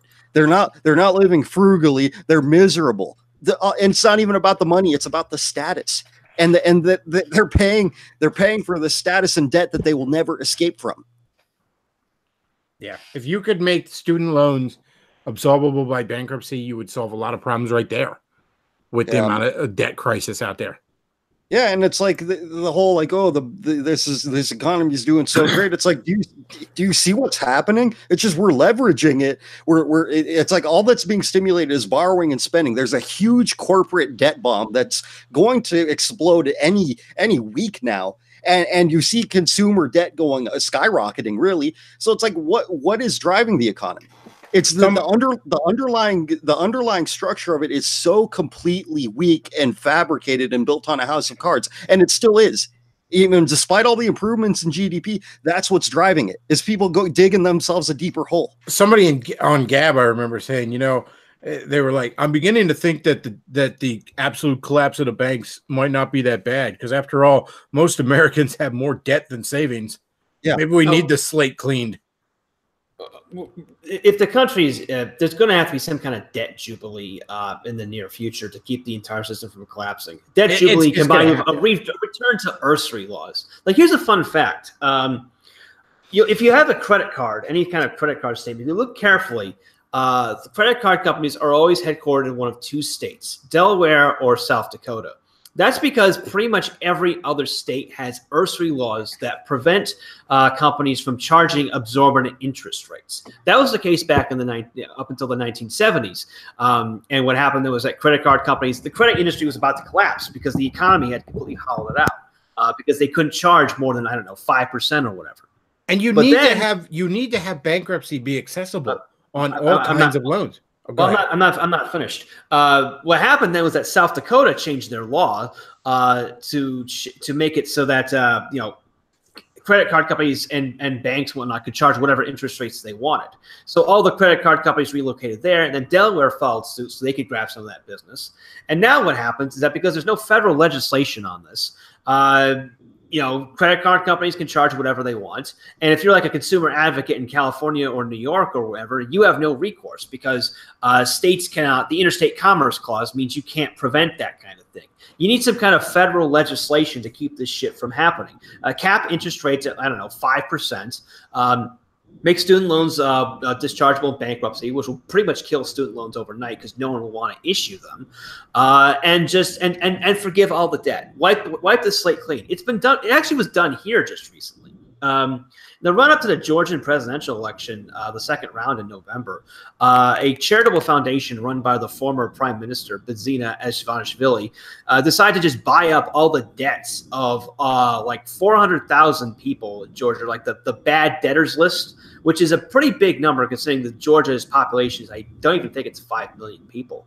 That didn't cause the economy to collapse. The economy here is doing just fine for a former Soviet republic. It's just that all the people who were stuck in unsolvable debt have had the slate wiped. Now they did it for very underhanded reasons. They did it so that because they were hoping the people would vote in their preferred candidate for president, which that's what happened. But still, this debt jubilee is a great thing if you're. That's what should have happened in 08. Like, look, if the banks were going to get a bailout, then the people should have gotten a bailout too. You know, because here's the thing: like, the Republicans love to act like the banks were somehow the fucking victims in the housing crisis, because they want to be like, well, you know, Bill Clinton made.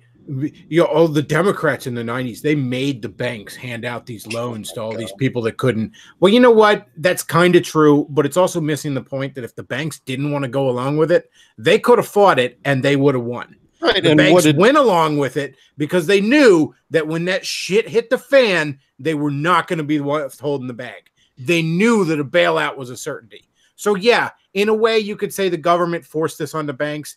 But they forced this on the banks the way, like, you know, if you and your girl are having a little rough role play, one of you is forced on the other. You know what I'm saying? Everybody knew what was going on there. Okay.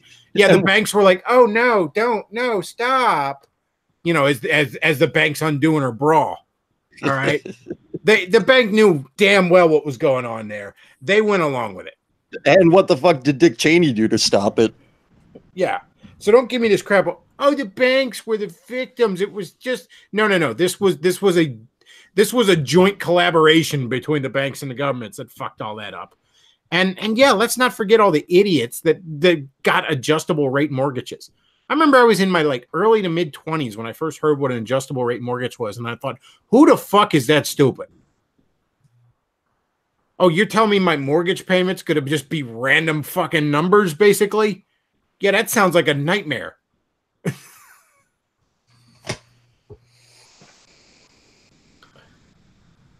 But, you know, I actually heard a story during that housing crisis. Because, you know, what these banks would do, because they knew these loans were shit, they would package them together and sell them in these packages and then resell them in these packages and resell them in these packages. You know, it was basically... It was the financial equivalent of the fucking, you know, early comic book fucking, you know, it was the speculator bubble of the comic book industry. And everybody was selling copies of Youngblood #1 to each other for months until somebody finally realized this is no good. This is actually shit. Yeah, and yeah. One of these guys actually went to court and challenged the bank that was demanding his mortgage payment and said, I want them to prove that they own my house. And they couldn't fucking do it. Nobody was keeping track of paperwork. It was such a free-for-all. Yeah, the formal this term bank for what couldn't prove they had any legal that they had any like claim to this house, and the judge finally said, "Well, the only one here with any claim to the house is this guy, so I guess I'm just going to give him the deed." Yeah, the formal term for what they were doing is called collateralized debt obligations, or CDOs. And they started doing that in the wake of deregulation in the 90s. There was also this guy who came up with a mathematician who came up with something called the Gaussian-Coppola function, which allowed investors to kind of just mathematize like risk and whatnot. But the problem, of course, is that with the housing crisis, it ran up against all these people who got mortgages. Oh, you cut out there, Matt. Who got mortgages? To collapse. You cut out there. You cut out. Who? All these people who got mortgages? That was what caused the entire thing to collapse. Yeah, it was because I remember Common Filth talking like on one of his old podcasts about like abacus thinking. This was abacus thinking taken to its most extreme. The Wall Street investors were not thinking about. They weren't looking at the fundamentals. They were just looking at the numbers. Like, oh, this is a good investment. They didn't consider that. Oh, yeah, you're giving these numbers are all coming from mortgages from people who shouldn't have been gotten the fucking mortgage, haven't gotten the fucking mortgages. Another thing I remember seeing is a lot of people just walked away from their house loans, right? They said, I'm completely underwater in this, whatever. I'm just going to take the hit. And because, part of a mortgage is I agree that I'm going to give the bank X amount of money each month. And if I do not, they can take my house. That's the deal, right? So a lot of people were like, fine, take it. The house is worth less than the loan. And now all of a sudden the banks were whining, oh, but we're stuck with all these worthless fucking houses and we don't know what to do with them. And the bank was actually there were lobbyists from the bank that were trying to argue that it was immoral for people to walk away from their loans, right? Oh, fuck off. And here's what's funny about that. The bank he worked for had done that on some of their properties. Are you look, the middle class can't be the only people following the rules, okay? Now you end up with this anarcho tyranny. The lower class is so low they don't give a shit about getting in trouble, and the higher class can buy their way out of trouble. That's not how you function, okay? Yeah, it's like Aaron Clare is a friend of the show and friend of mine, but he did a video I remember a while back where he was like someone wrote into Asshole Consulting about considering defaulting on student loans, and Clare was like, "Oh, you could do that, but it's immoral because you'd be cheating the taxpayers, so you've got to pay those loans back."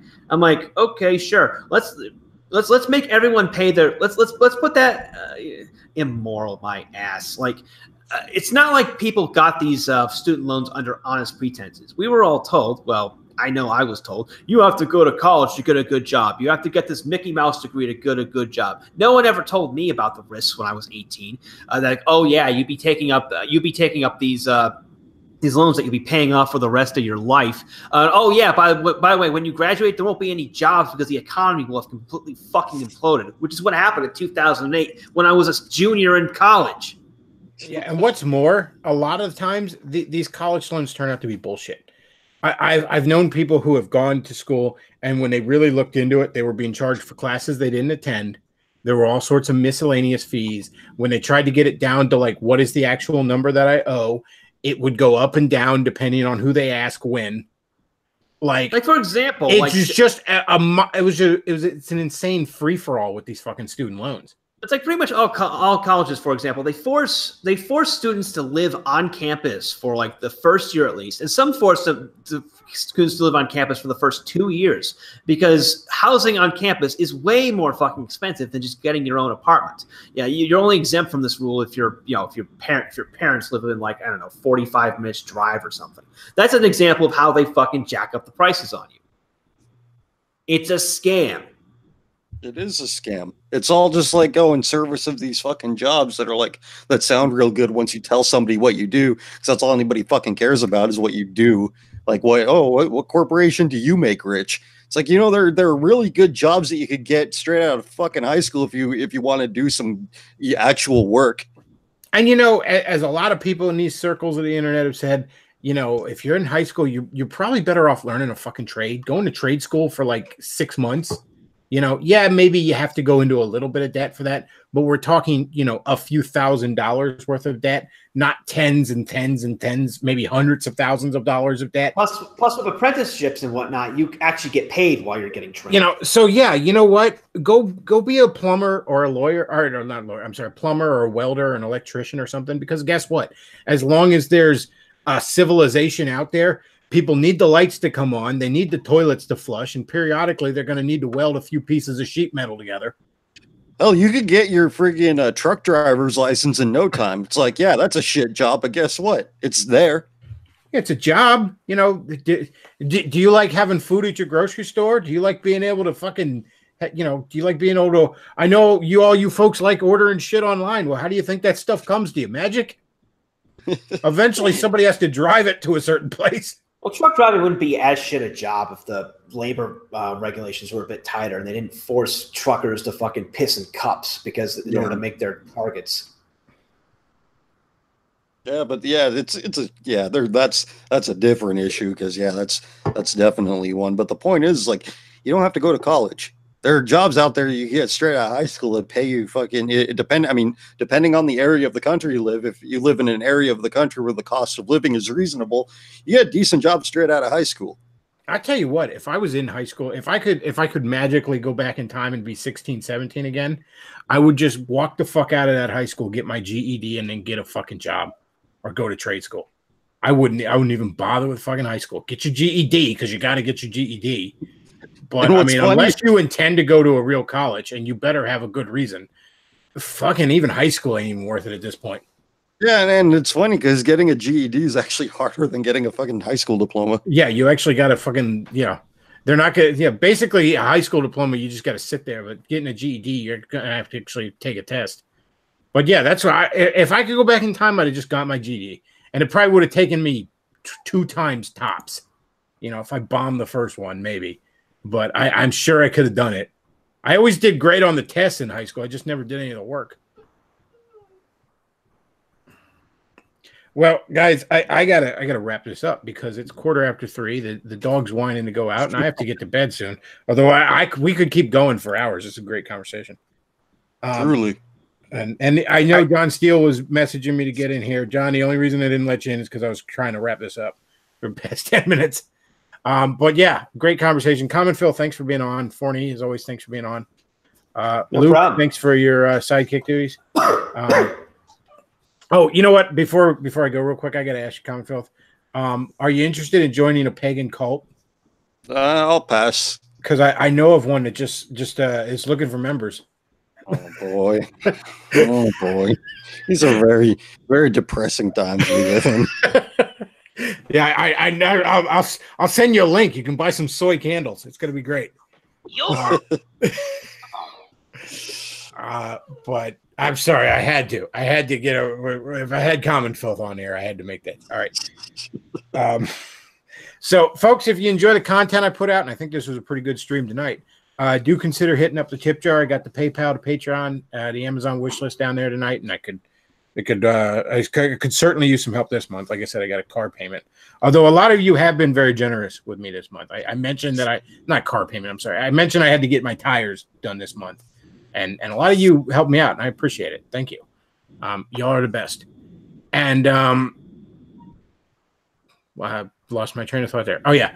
And, that's about all we got for tonight, folks. I want to thank you all for listening. Thanks, everybody, for being on. And Bechtloff out.